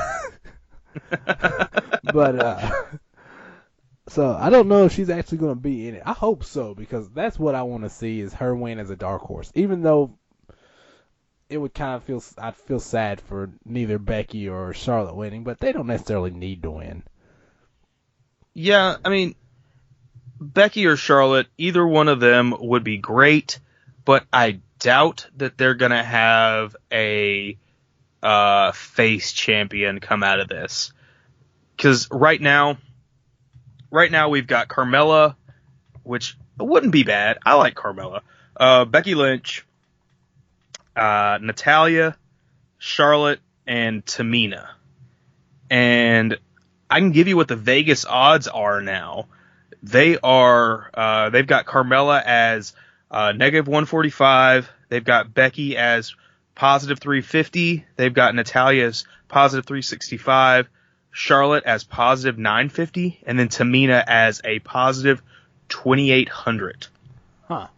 So, odds-on favorite is Tamina. I mean, it's not... I wouldn't mind seeing Tamina win either. But I'd rather see Lana just come out of nowhere and just steal the case. I agree. I wouldn't mind seeing Tamina win either. It'd be a breath of fresh air into the division, but... Oh, yeah. I don't know. Either one of those two is fine with me. The one that I don't want to see win it, I don't want to see Carmella win. No, and she, like I said, she has a negative 145. That's her odds of winning from Vegas. So chances of that happening are pretty low. But I wouldn't mind it. But there are definitely better options. Yeah. I wouldn't mind seeing any of them win it, basically. But she's just the least likely in my head. But if it means more James Ellsworth, I'm totally for it. Because James Ellsworth is ridiculously stupid. And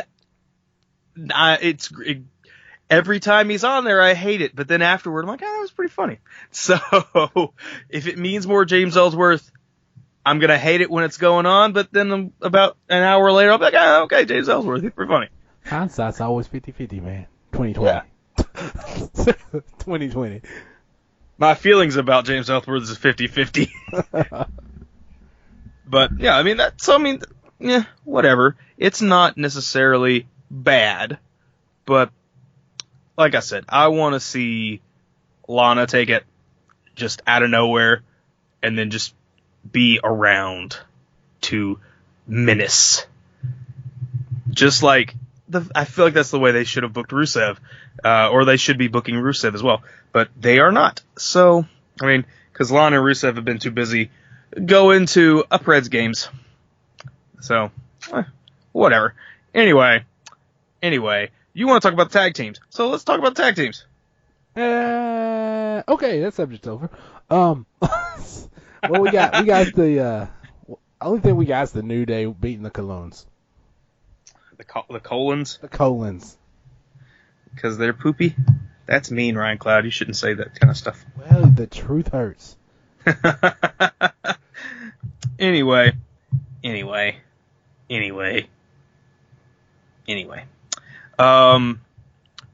Oh, wait a second. Maybe we should back up, because we do have something to talk about with Lana. Or maybe we should just move on from the tag team stuff, because that's pretty much all there is to say. New Day's doing their New Day stuff. They're cool, whatever. Everybody else is poopy. I'd like to see New Day versus Fashion Police, because that would be pretty funny. That would be amazing. Yeah. They're both goofy faces, though, and I don't know, it might get too goofy. Anyway, Angry Bo Dallas was on there. I don't remember what he did, but he was on there. He did something. Yeah. But back to the women's match, because it's more important than all the stuff we just said. Lana and Naomi will be fighting to see who takes the title into Money in the Bank. And I don't really want to see Lana win the title off of Naomi. I'd rather see her steal the case after she loses the match.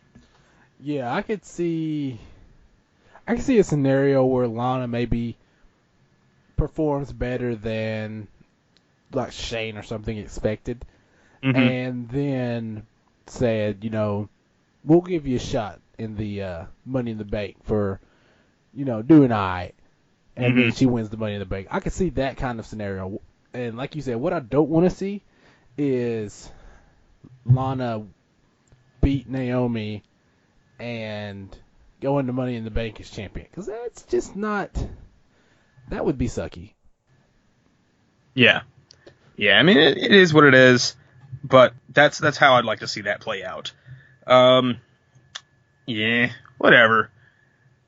But, Ron Cloud, tell me how you want to see the next person coming into WWE, how you want to see them play out on their current roster.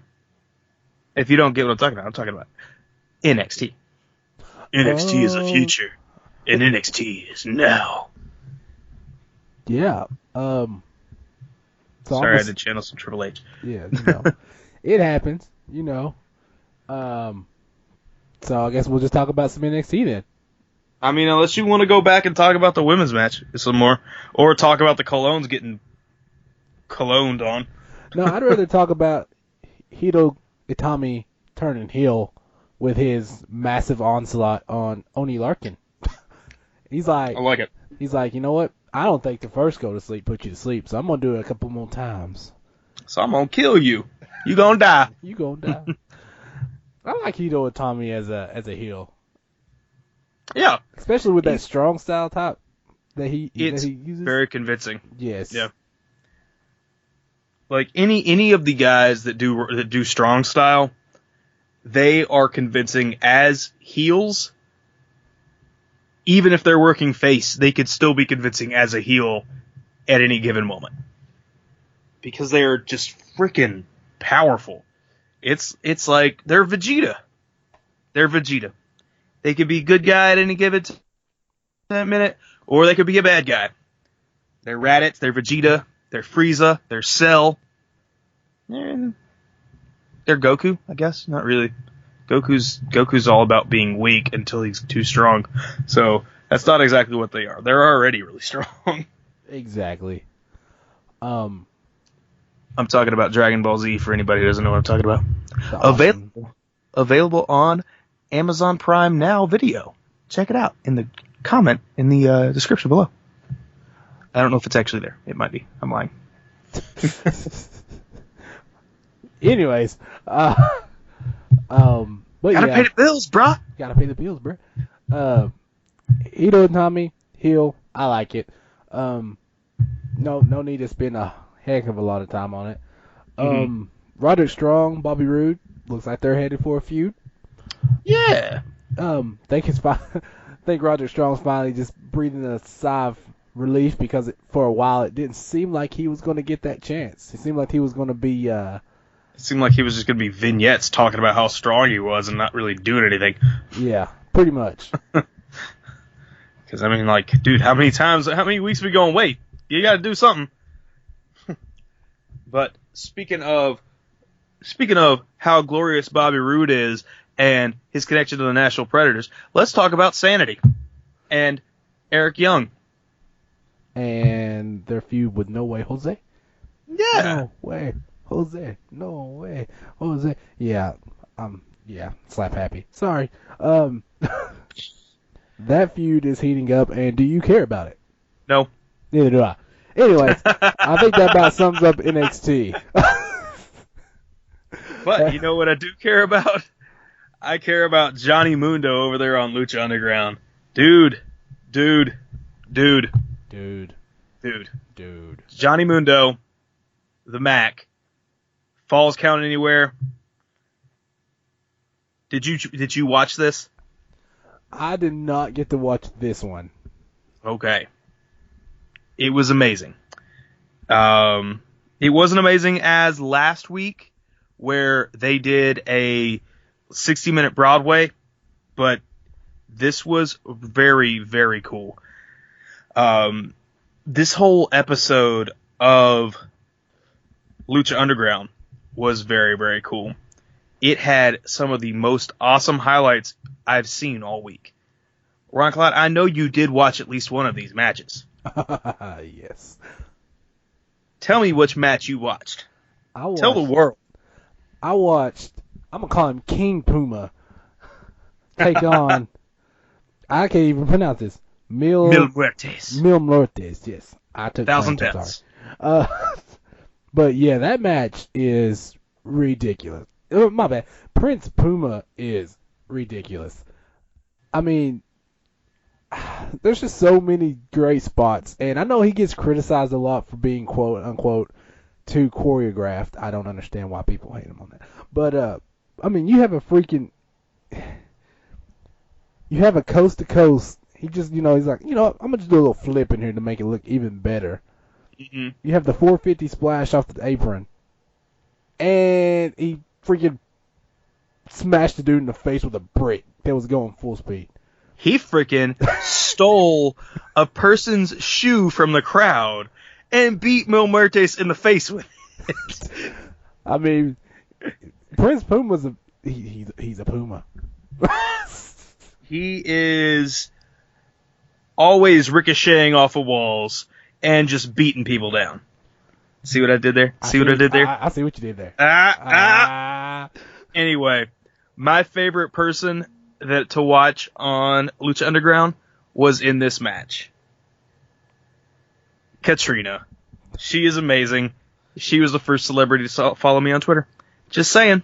I gotta throw that out there. But dude, I've missed Katrina. She's one of my favorite people on the show, and along with Taya. And I'm not even going to talk about the little bit that went on in the Johnny Mundo match. Next week we'll talk about it. We'll talk about. I'm sure there'll be some stuff that goes on next week that we'll be talking about.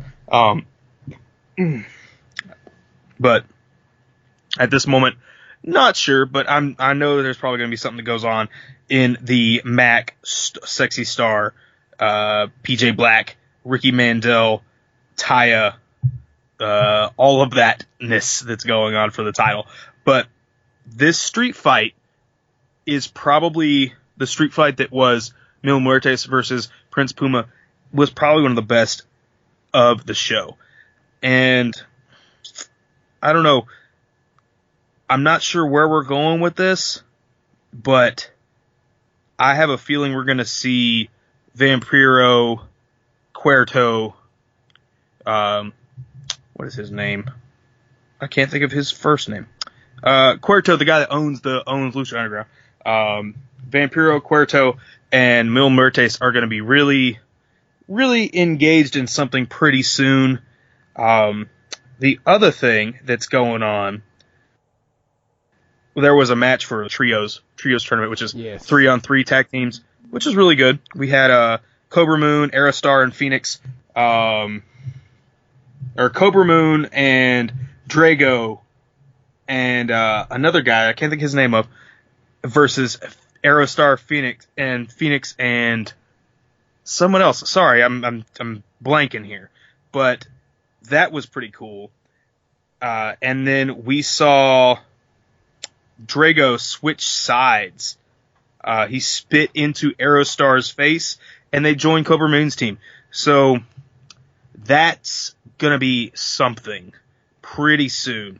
But the other thing, there is going to be a new title that's coming into the Lucha Underground universe. there's a thing called the Cuerto Cup. It's going to be a 32-man tournament. And the person that wins the 32-man tournament will get a match for the Lucha Underground Championship. And this is going to be awesome. I don't know. I really like these tournament style things. Rockla, what is your opinion on these tournaments?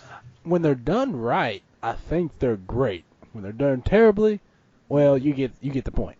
But for this, especially with it being Lucha Underground and just how they do things over there anyways, I think that it's going to be amazing. Okay. Yeah, I mean, they don't really have traditional pay-per-view type things. They just have big match episodes, and a few of them have gone over like a course of a couple episodes. Aztec Warfare is their pay-per-view, I guess. But it went across the course of 4 different episodes, and they filmed them all in one go, but it's chopped up. So it's one night of action that has been broadcast across 4 different nights or 3 different nights.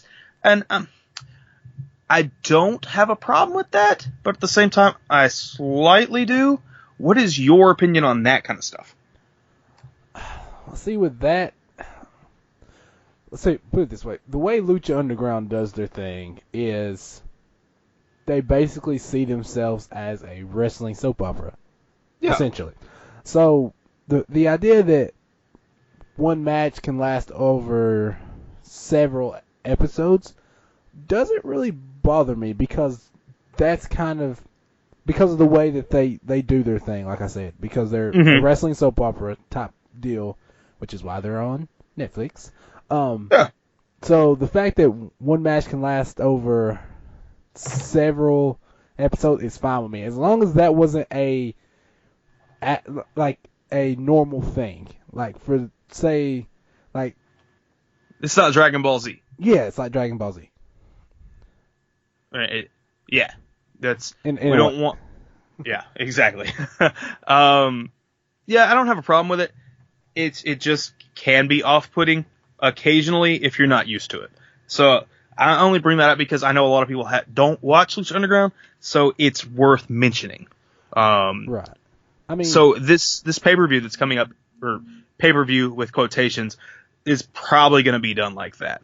But it could be that they do it where it's the way Ring of Honor does their tournaments, where they do 1 or 2 matches for the tournament on across several different episodes, and they're not all on one night type of thing. And I wouldn't have a problem with that either.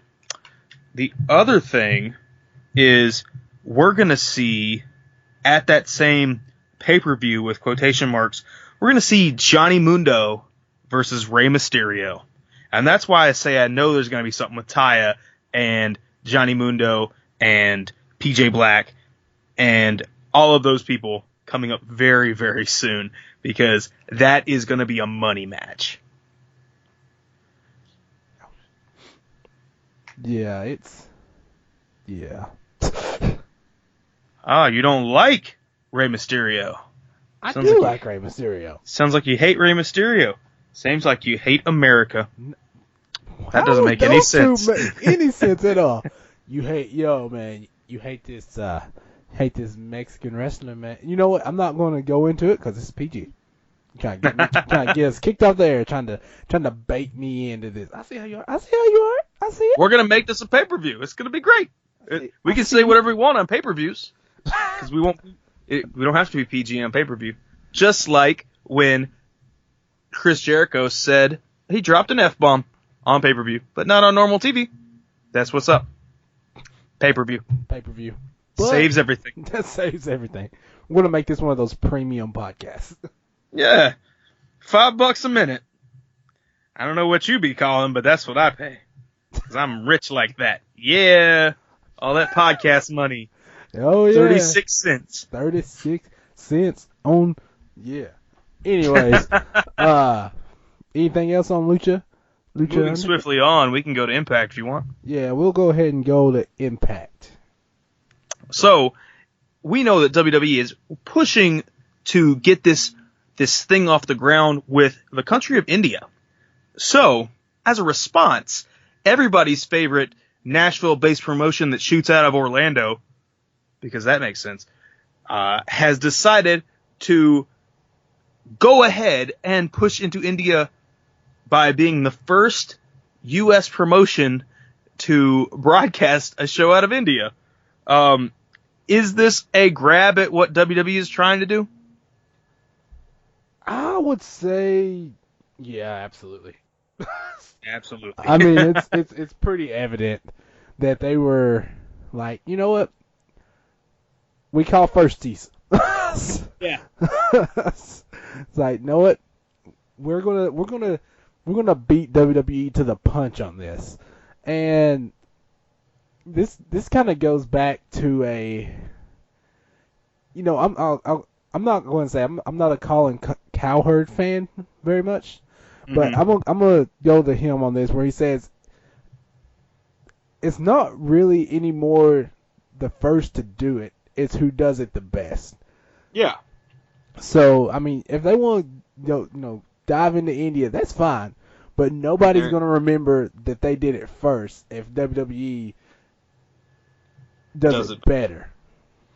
But I will say this, TNA Impact, or whatever they're calling themselves this week, they do have the better Indian wrestlers.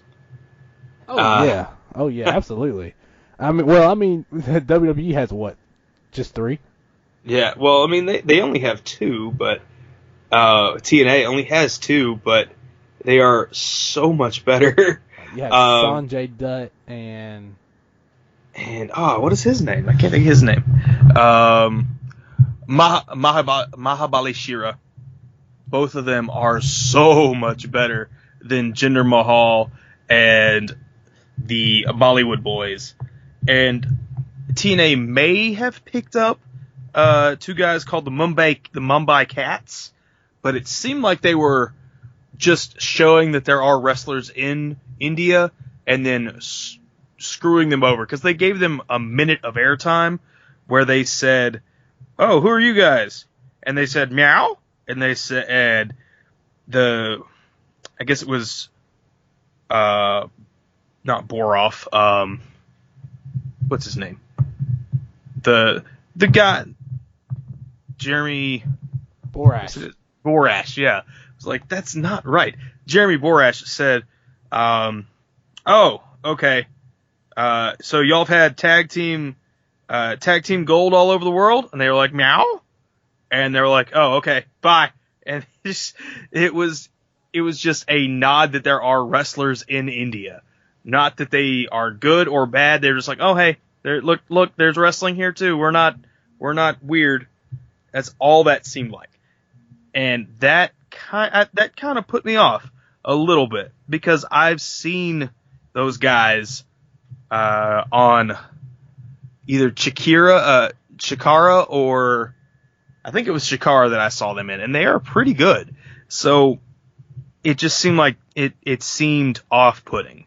The other thing was there was some pretty cool stuff that went on this episode. We had Bobby Lashley and we had Alberto El Patron, and they were defending their titles. They both had to defend their titles at against surprise opponents. If you don't know what's going on over there on Impact, there's going to be a unification match at Slammiversary most likely a unification match for the TNA World Title and the GFW World Title.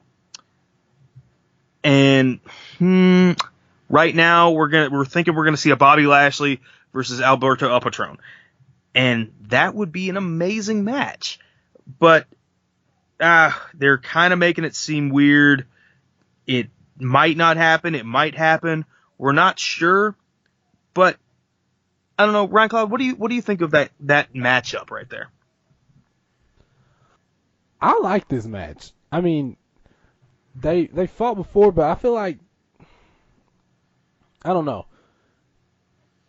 They're both really talented. Yeah. I'll give the edge to Alberto El Patron. But, I mean, this should be a really good match. I think Alberto El Patron will end up winning it. I'll tell you that much. Just by the direction that things are going over there in that promotion. But yeah, it's a match I'd watch, obviously. Okay. What do you think title, after this unifies, which title do you think stays in play and the other one dissolves?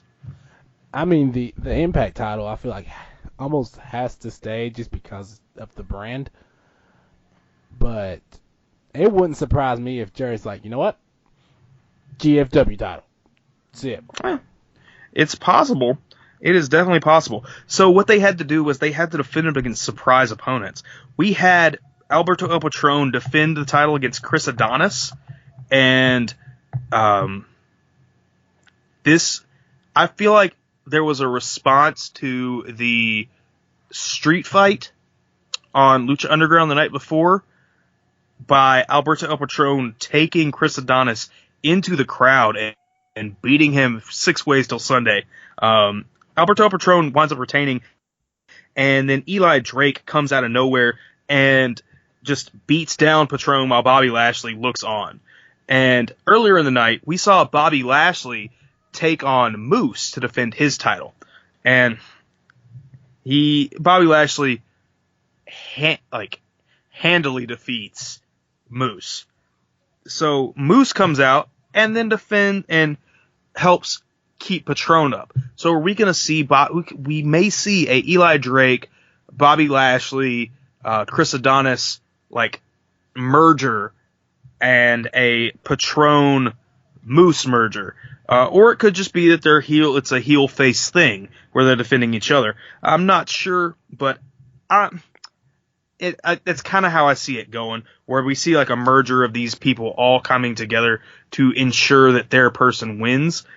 And then on the other end, we've got something going on with, we got Davey Richards. He beat up a jobber named Vikas Kumar. Just some local dude. And the funniest thing was some dude asked for a high five from Davey Richards. Davey Richards wants to give this guy a high five, and he pulls away. And Davey Richards winds up standing there looking like a dope. That was hilarious. I love it when things like that happen.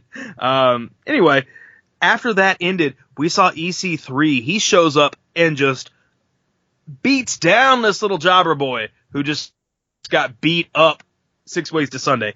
And this is going to further the story of James Storm EC3 feud, because James Storm came out to help this jobber, which is really interesting.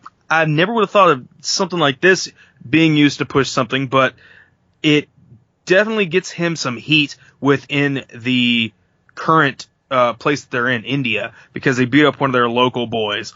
And then we also had the Knockouts Championship being defended. Rosemary fought Laurel Van Ness over there, and it was a very quick match.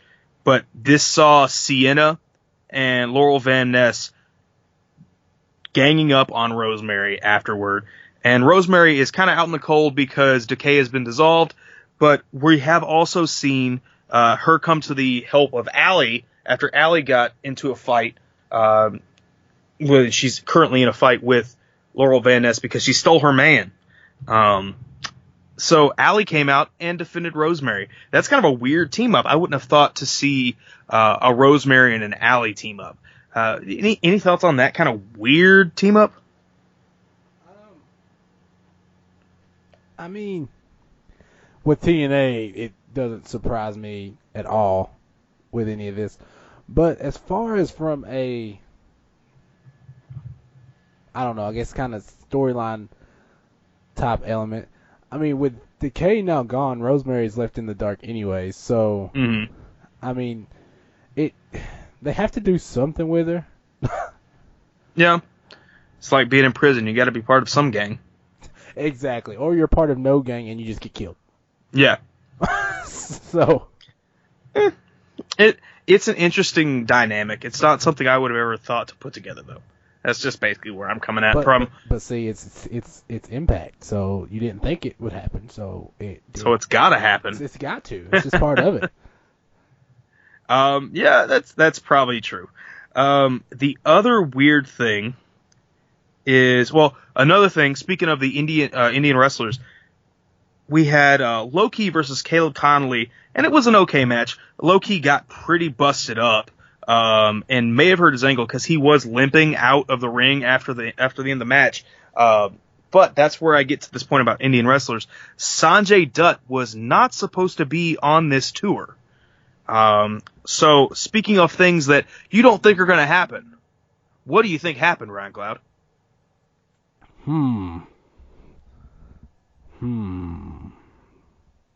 I don't know. You would think that he would have been on it. You would think he would have been on it, but he's not supposed to be. So, of course he shows up. Oh! And he is, they have made a match for next week. He is going to challenge for the X Division title.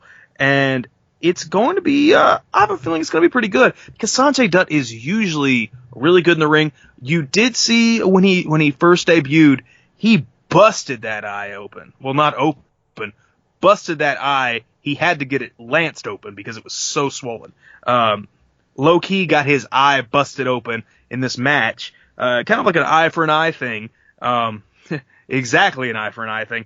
And we're going to see the aftermath of what's coming up next week. That's going to be an awesome match. Check that out. And then the biggest story of the night is between Josh Matthews and, what is his name? Jeremy Borash. Josh Matthews and Jeremy Borash. They are having a match at Slammiversary, July 2nd. The problem with that is, well, of course, your biggest story should not be two announcers fighting each other. But that's neither here nor there, because this is Impact. What do you expect? But the other thing, if they get into a tussle before Slammiversary, they will both be fired.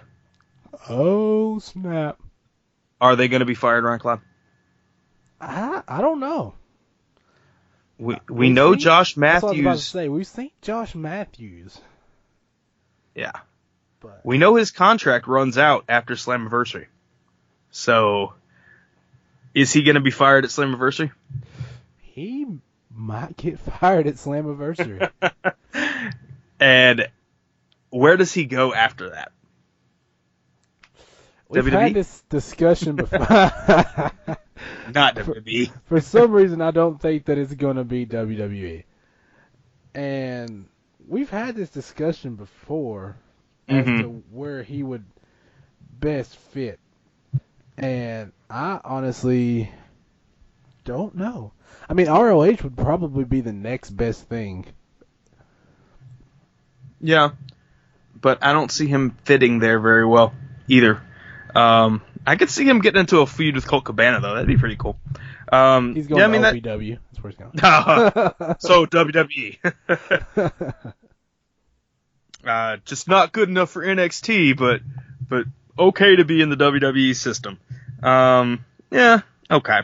That's about that. That was TNA. It was a thing. It existed. It's in China. It's in India right now, and it's existing. That's about it. Then we also had Ring of Honor.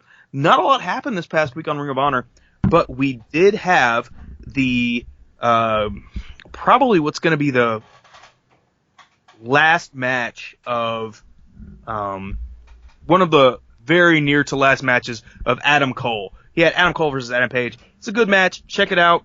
There wasn't much of anything else that went on in Ring of Honor this past week. Is okay. If you want to skip it. But if you like Ring of Honor, it's pretty cool. Then we also have the rumors section. Ron Cloud, got any cool rumors? I don't have any that I can think of. Okay. What about you? It's been a slow news week in the WWE universe, so that most likely means that it's been a slow news week in the wrestling universe in general. Because if things aren't happening in WWE, there tends to be not much things happening in the rest of the Wrestleverse. That's what we're calling it now, the Wrestleverse. But there is an interesting thing that did come out. I believe it's from TV Guide. Or one of those things. Oh, no, it was Nielsen. And everybody knows what Nielsen is. Nielsen Group is the group that monitors ratings and such. And they had an interesting finding when they released their ratings for wrestling. So, or for sports in general. Let me start off with that. So basically, they found out that the average sports fan age is slowly going up, and the average person watching live events is slowly going up because people are going to YouTube to watch their content. People are going on Hulu, doing stuff like that. And the most interesting thing about this, though, was that the medium range of a wrestling fan is now 58. And it is going up at a much faster rate than any other sport. What's really weird is that this jump is from 33 in 2003 to 58 right now. And the pre-2000 numbers, like Attitude Era numbers, 33% were under 18 before the year 2000. Now it's 9% were under 18.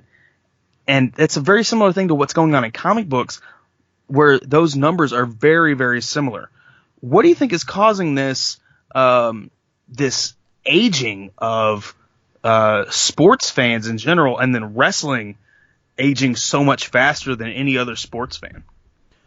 Well, with sports, I'm really not sure, because you would think that number would be much lower with how much so many of these sports have changed in time. And, you have let's just use football, for instance. Like, the game is completely different now than it was in 1991. So you would think that would be a turnoff to those older fans that are used to this, you have a free shot at the quarterback, take it, versus if you put a finger on the quarterback above the shoulder pad, it's a 15-yard penalty and you're liable to get ejected. Especially if it's Tom Brady. Especially if it's Tom Brady. Unless it's Cam Newton, then you can do whatever you want to him. Yeah. That's horrible. And with wrestling, that I would almost bank on just the introduction of, like you said, people can consume these things in so many different, fashions. Whereas with live sports, I mean, you either got it or you don't. With wrestling, you have Hulu, you have, there's so many other ways that you can consume the product. And that doesn't tie in, I don't believe, to the Nielsen ratings. So while it seems like the age may be increasing, it's more or less, once you get to a certain point, I would say 55 might be it. You're just not necessarily bothering with, say, buying Hulu or trying to go to YouTube and, watching an event. You're just, bootstraps, turn on your TV and watch it while it's live. So that may be it. The data may just be skewed a little bit. Yeah, I mean, the Nielsen ratings do not cover these. They don't cover when you DVR. Well, they do. They know it's been DVR'd, but they don't know if it's been watched. They don't know. They don't know if you're going on YouTube and watching it. They don't know if you are doing some other nefarious thing to watch it, because all they know is the people that watched it live. One of the things that WWE used to do to, like, when we've talked about how their contract is coming up soon with USA, like, I guess it was a week ago or so, or 2 weeks ago, and that they might be losing an hour. This could be another reason why they could be losing an hour, because what they said to USA was they are, since they're a live sporting event, it cannot be watched afterward because it's a live sporting event. The only problem with that now, though, is people are DVRing live sporting events. People have been videotaping live sporting events for a long time. That used to be a running joke on a lot of those sitcoms where somebody had videotaped like the Super Bowl or the super big game or whatever they call it. Don't want to get a suit. Or the World Series of Baseball. If I say it like that, we can't get sued. So that's always been a running gag on a lot of those sitcoms. So we know people have been doing this in the past, but is it becoming, do you think it's become a lot more rampant now than it was previously? Oh yeah, absolutely. Mm-hmm. I mean, just with technology the way it is now, it's so much easier too. I mean, it's not as like you have to go find the VHS tape and put it in and do all these other things just to get it to record. I mean, it's very VHS. I use Beta. I mean, it's very easy to just say now, just click what show you want to record and it's done. I just got to say, hey Alexa, and I'm not talking about Bliss. I mean, Sure. she might. I don't know. She might record it for me. I don't think she's got that kind of ability though. But I just say, hey Alexa, and it's like, how can I help you? I'm like, psh, record me some WWE, and it does it. That's how it works. So is it being a live sporting event, does that make it only watchable when it's live? Does that take anything away from it when you're not watching it live? I think that comes down to preference, really. I mean, like for me, for instance, I will not watch outside of WWE events. I will not watch a live sporting event taped. It does feel like with, let's say, if I'm watching one of the games of the NBA Finals, it feels like it takes away if I'm not watching it as it happens, because I don't know, it's a mental thing. I know that, and I'll be sitting there tweeting about stuff that's happening, or someone will call and I'll be like, yo, you watching this? And we'll talk about it like that. So for me personally, it does take away some of it. But for instance, I was listening to another podcast while I was driving today, and there was someone that came on and said, I forget what the discussion was, but they basically said, hey, I tape like the Super Bowl. Like they'll watch the pregame and then they'll record the entire Super Bowl and then come back, and then they'll, like, when I say record, I mean DVR. Like, they'll start the DVR and then, like, they'll let it run for like 45 minutes, and then they'll start watching it from there, so that they could just kind of skip through all the commercials and just keep the intensity up without there being a slight letdown whenever commercials played or whatever. But that's crazy. Everybody watches the big football game for the commercials. Oh, yeah, that's the only reason why anybody watches that game. Yeah. Well, because nobody cares about Tom Brady. Well, I mean, I guess if you're like, I don't know. I watch it for both because, obviously. Unless you like Tom Brady, like Ryan Cloud. You know what? I won't. Can't say what I wanted to say. Gonna Roman Reigns on us. That's what you're gonna do. Yeah. But, Suffering succotash. But, like, yes. But there are some people that's completely okay with, DVR and a live sporting event and come back and watching it. But, I mean, for me personally, it's not the thing, but there are people that do it. I just think that's just a preference thing. I gotcha. I feel you. So, I mean, yeah, it could be a problem, but at the same time, I don't know how much of a problem it actually is going to be or how much it would be. So what if they lose the Nielsen ratings? So what if they start slipping in ratings? They basically future-proof themselves by creating the network. None of that stuff on the network gets Nielsen ratings, but they can see their own ratings because they can see who's streaming it. They can see that stuff. So does the Nielsen ratings, or does even having a cable contract really matter going forward? Nope. It does not. I don't know if I'd say the Nielsen ratings might not matter. No, the Nielsen ratings don't really matter at all, especially with everything, that we have out there. But I would say a cable contract does, if only to have at least one show to get new viewers. Because if they don't know it exists, they're not going to buy the network. So they need to have some kind of outlet that is outside of its insular world. That'd be the only thing I would say. So like a Raw or a SmackDown, but it doesn't need to be 3 hours. It could just be 1 hour if the content's good enough. Yeah. You was talking specifically for WWE purposes, correct? Well, anything. Well, I would say, I don't know. It's tricky. I mean, I don't know.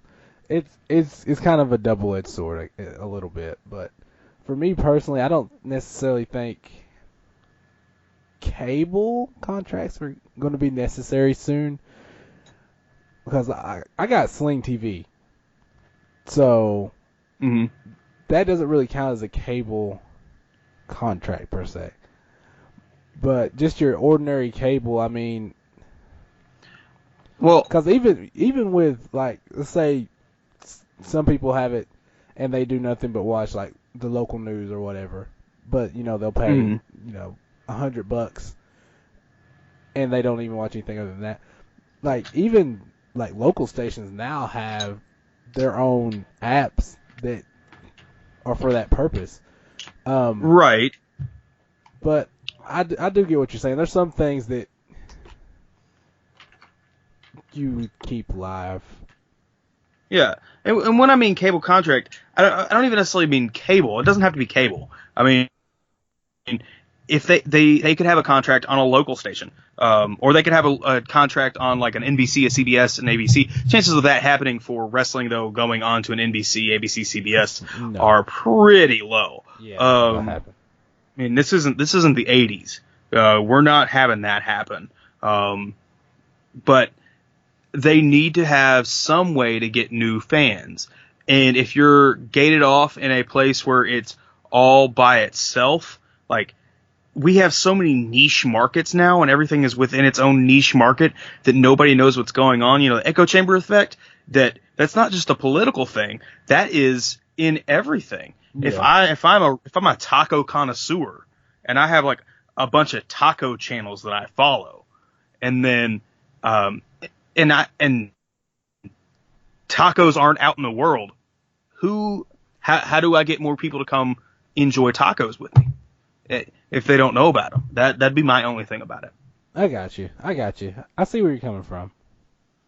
Yeah, exactly. I mean, it needs to have some kind of representation out in the mass media, and it doesn't necessarily mean like we get a 205 live on regular TV, or we get the women's championship or whatever on regular TV, but having at least some representation out there is definitely needed, but it's not going to save it. It's just one thing that's going to need to be done. It's like that one bolt that is in your car. That one bolt isn't necessarily going to hold your car together, but without that one bolt, your car ain't probably moving, type of thing. Yeah. Or it's going to fall apart. Part of it going to fall apart while you go down the street. Yep. Drag it along. Tailgates. Yeah. Yeah. Then the other thing, speaking of TV, there is a thing coming to the network pretty soon, and Ron Cloud, your favorite gentleman, is going to be on this, along with several other of your favorite gentlemen as well. And they are going to be fighting for this belt, and one of them is going to keep biting this belt. You know who I'm talking about. Please enlighten me. You don't know who I'm talking about? Old Pete Dunne. That's who I thought you was talking about. Yep, with the biting of the belt and all that stuff. So, the UK show, this is, I think this was reported by WrestlePage or one of those things. The statistics of the UK show have been leaked, and it's eventually going to be it's going to have tapings every 6 weeks, and then every 2 weeks they're going to have house shows. And what the people that are going to be on the show have signed is an NXT contract and a UK contract. So this belt could float around in NXT or it could be on its own brand.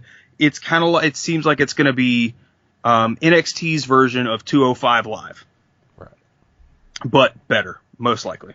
And everybody that was in the UK tournament is signed to one of these contracts. So there is a chance that we're going to see all kinds of people that we would not normally see. And it's more going to be along the lines of Progress Wrestling or one of those UK shows. And we're going to have people that are indie guys popping up every so often instead of them being strictly WWE people. And we're going to see some weird things going on with some of these gimmicks because some of them are not WWE approved, so they're going to be reversed from what they are. I don't know. It really needs a cool name. Ryan Cloud, what do you think we should call this? Oh, putting me on the spot. We'll call it The Spot. The Spot. Yeah, I'm not good with coming up with names off the top of my head. You go ahead. I think it should be called the London Underground. It'd be awesome. That's cool, but we also have Lucha Underground, so it kind of feels a little bit like a ripoff. But London Underground is the name of their subway. I'm just throwing it out there, man. We just call it Subway. The London Subway. And then it opens, and every episode opens with them eating sandwiches at a Subway in London, and then like Pete Dunne's in there cooking, and Tyler Bates all angry because they left off his jalapenos, and he throws the sandwich, and then that's how the wrestling match starts. That's how they should do every match. Sounds pretty spot on. I like it. It sounds awesome. It sounds amazing. Or they could start every match in something that has to do with London or like the UK. Like start every match in a pub, start it in a Witherspoons. You UK people, y'all know what I'm talking about. Witherspoons. It's kind of like an O'Charlie's, Rank Loud, if you know what I'm talking about. Yeah, never heard of Witherspoons, but you know. Yeah, it's a UK pub chain like an O'Charlie's. Yeah. Y'all got O'Charlie's up there in the land that time forgot, right? Are you talking about where I live right now, or just in the general region? In the general region. In the general region, yes. Where I live right now, we have a McDonald's, a KFC, a Hardy's, an Old Town Grill, and a Mexican restaurant. And we got Long John's, but our Walmart's not even a super center, so you know you get what you get. Okay.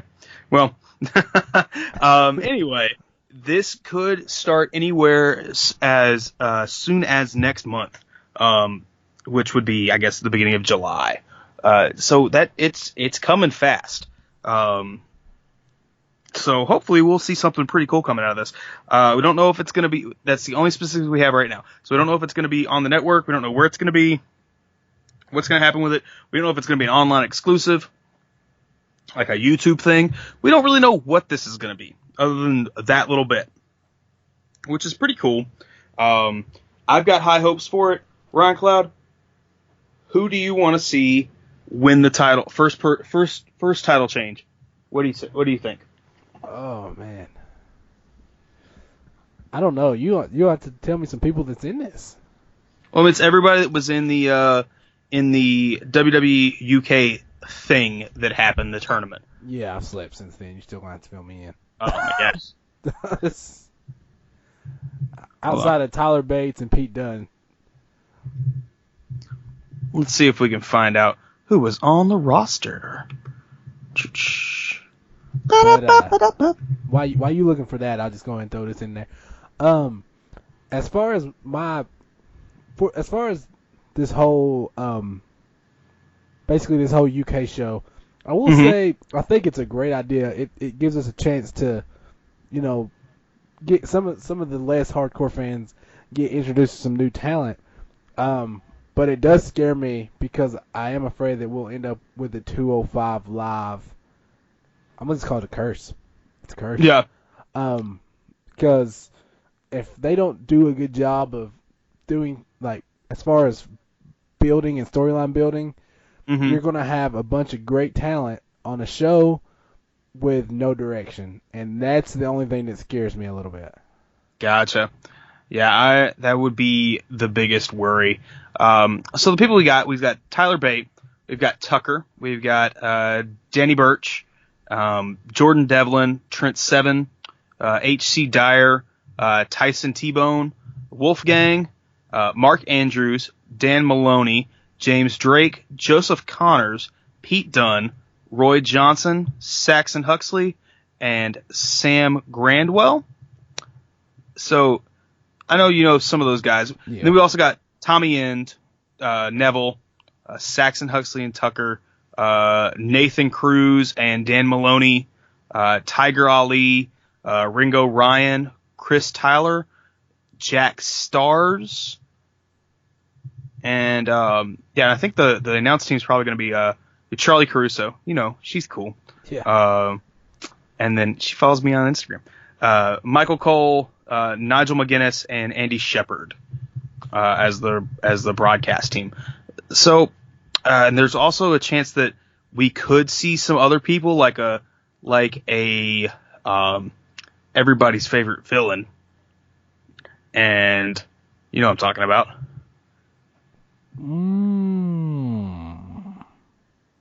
The villain, Marty Scurll. Oh, Marty Scurll, yes.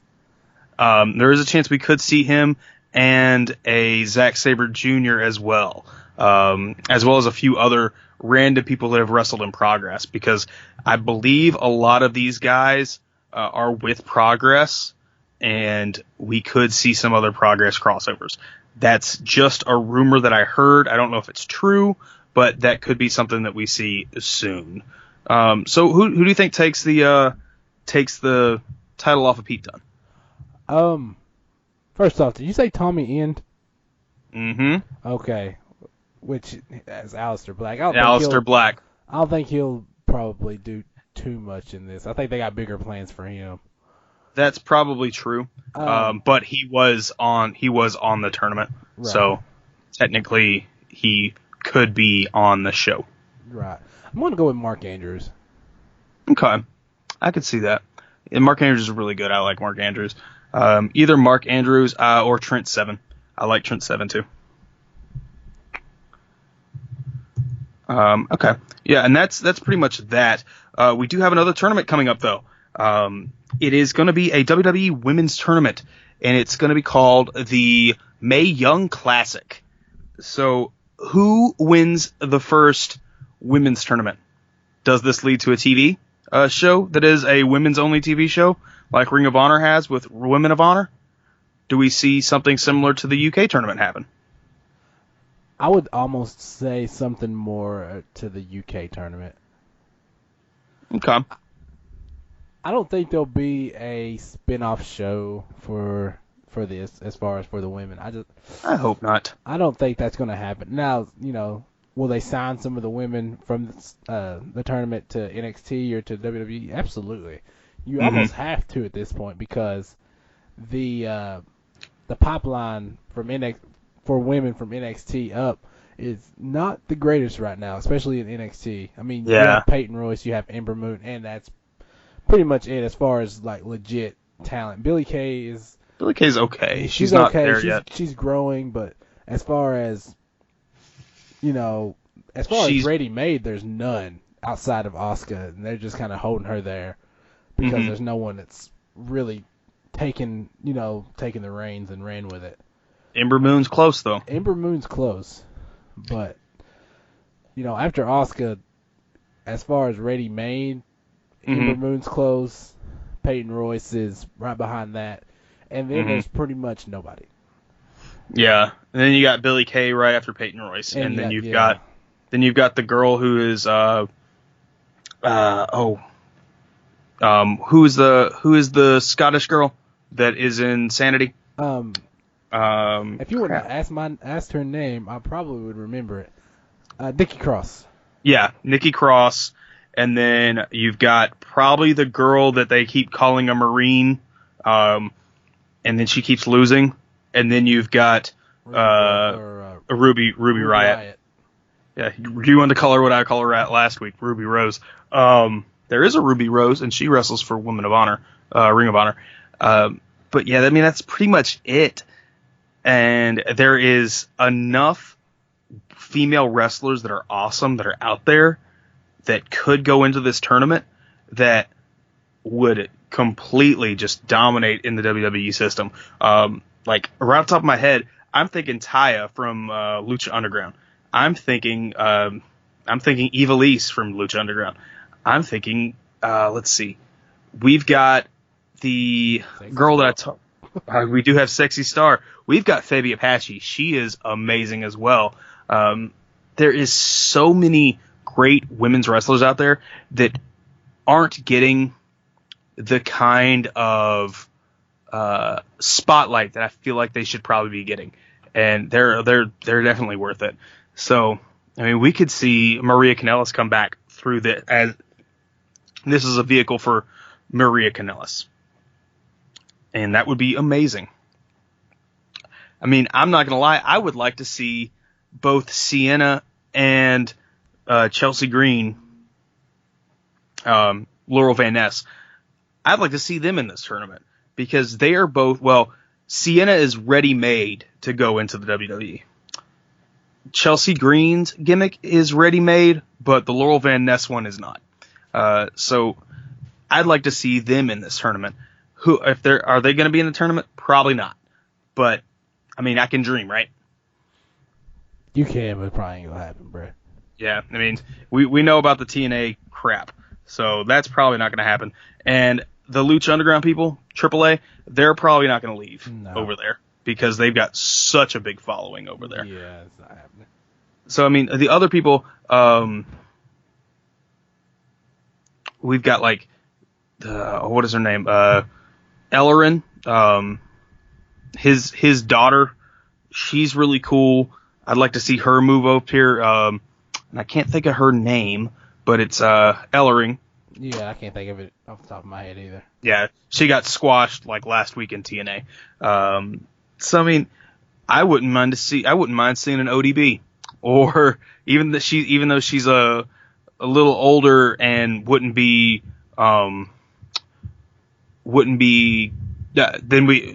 even though she's a little older, getting that same kind of push that TNA likes to give the older veteran people, I still wouldn't mind seeing her in WWE. I wouldn't mind seeing an Awesome Kong again, or somebody like that. But, I mean, the chances of that happening, pretty low. So, I mean, there are plenty of awesome women's wrestlers out there that could fill up this roster. And, I mean, it'd be a shame to not have not put a lot of prominence in this. And this could bring along that thing where I said unify the women's titles and have it bounce around between Raw and SmackDown. I would not have a problem with that. Nah, but I don't see them unifying any titles right now. No. It's sad. I mean, it would be great because it wouldn't create, such an issue with strength, I guess you could say, of the division when you split them up, but yeah, I mean, it's a thing, but it's not really ever gonna change. Well, at the moment. And then I guess the other thing, we had another thing. There is a great little podcast out there called Talk is Jericho, baby. Talk is Jericho. And well, Kevin Owens apparently was on this show, and he said something about how Sami Zayn is too meticulous. He's very meticulous. Probably too meticulous and too controlling in the ring to work out matches. This has become a thing where he has started to become a kind of an overbearing character on the show. Is this a bad thing for him to be overbearing, or does that controllingness come over as something that's good for him? I would almost want to say it's kind of a bad thing. Okay. Yeah, gonna say, have you noticed have you noticed this kind of thing coming across on there? Like him seeming like he's trying to exert some kind of control over the rest of the roster in any way? I personally haven't noticed it to a high extent, maybe just a little, but I don't really think that that's something he should be doing. Okay. I mean, I could see them. Well, I couldn't see the current writers twisting it to work, but I could see it working for him specifically, because it kind of worked. I kind of got that sense from him when he was in Ring of Honor wrestling under the name El Generico. He seemed like he kind of was in control of things at all times, even though he was still losing, which it came off okay over there. But I don't know if WWE's writers and all that could do it. Him being, if they were allowed to just do what they do as they are over in Ring of Honor, he might be able to get that over. But at the current time, not going to happen. No. It's just no. Especially given his recent success or lack thereof. Mm-hmm. I don't see that being something that's getting over. Nope. Oh well, that's unfortunate for him, but I mean, eventually he'll see some stuff because he has enough of the crowd behind him to make it work. It's just not that. It's just he's getting poorly booked for matches, and there's not much you can do about it because, I mean, all you can do is do your best in the ring, and if they're gonna make you sit on a turd, then you got to sit on a turd. Just sit on the turd as best as you can. Truth. But anyway, I guess that's all I have for the day, though. So, unless you got anything else, I guess we can move swiftly on out of this place. Truth. Let's blow this popsicle stand. That's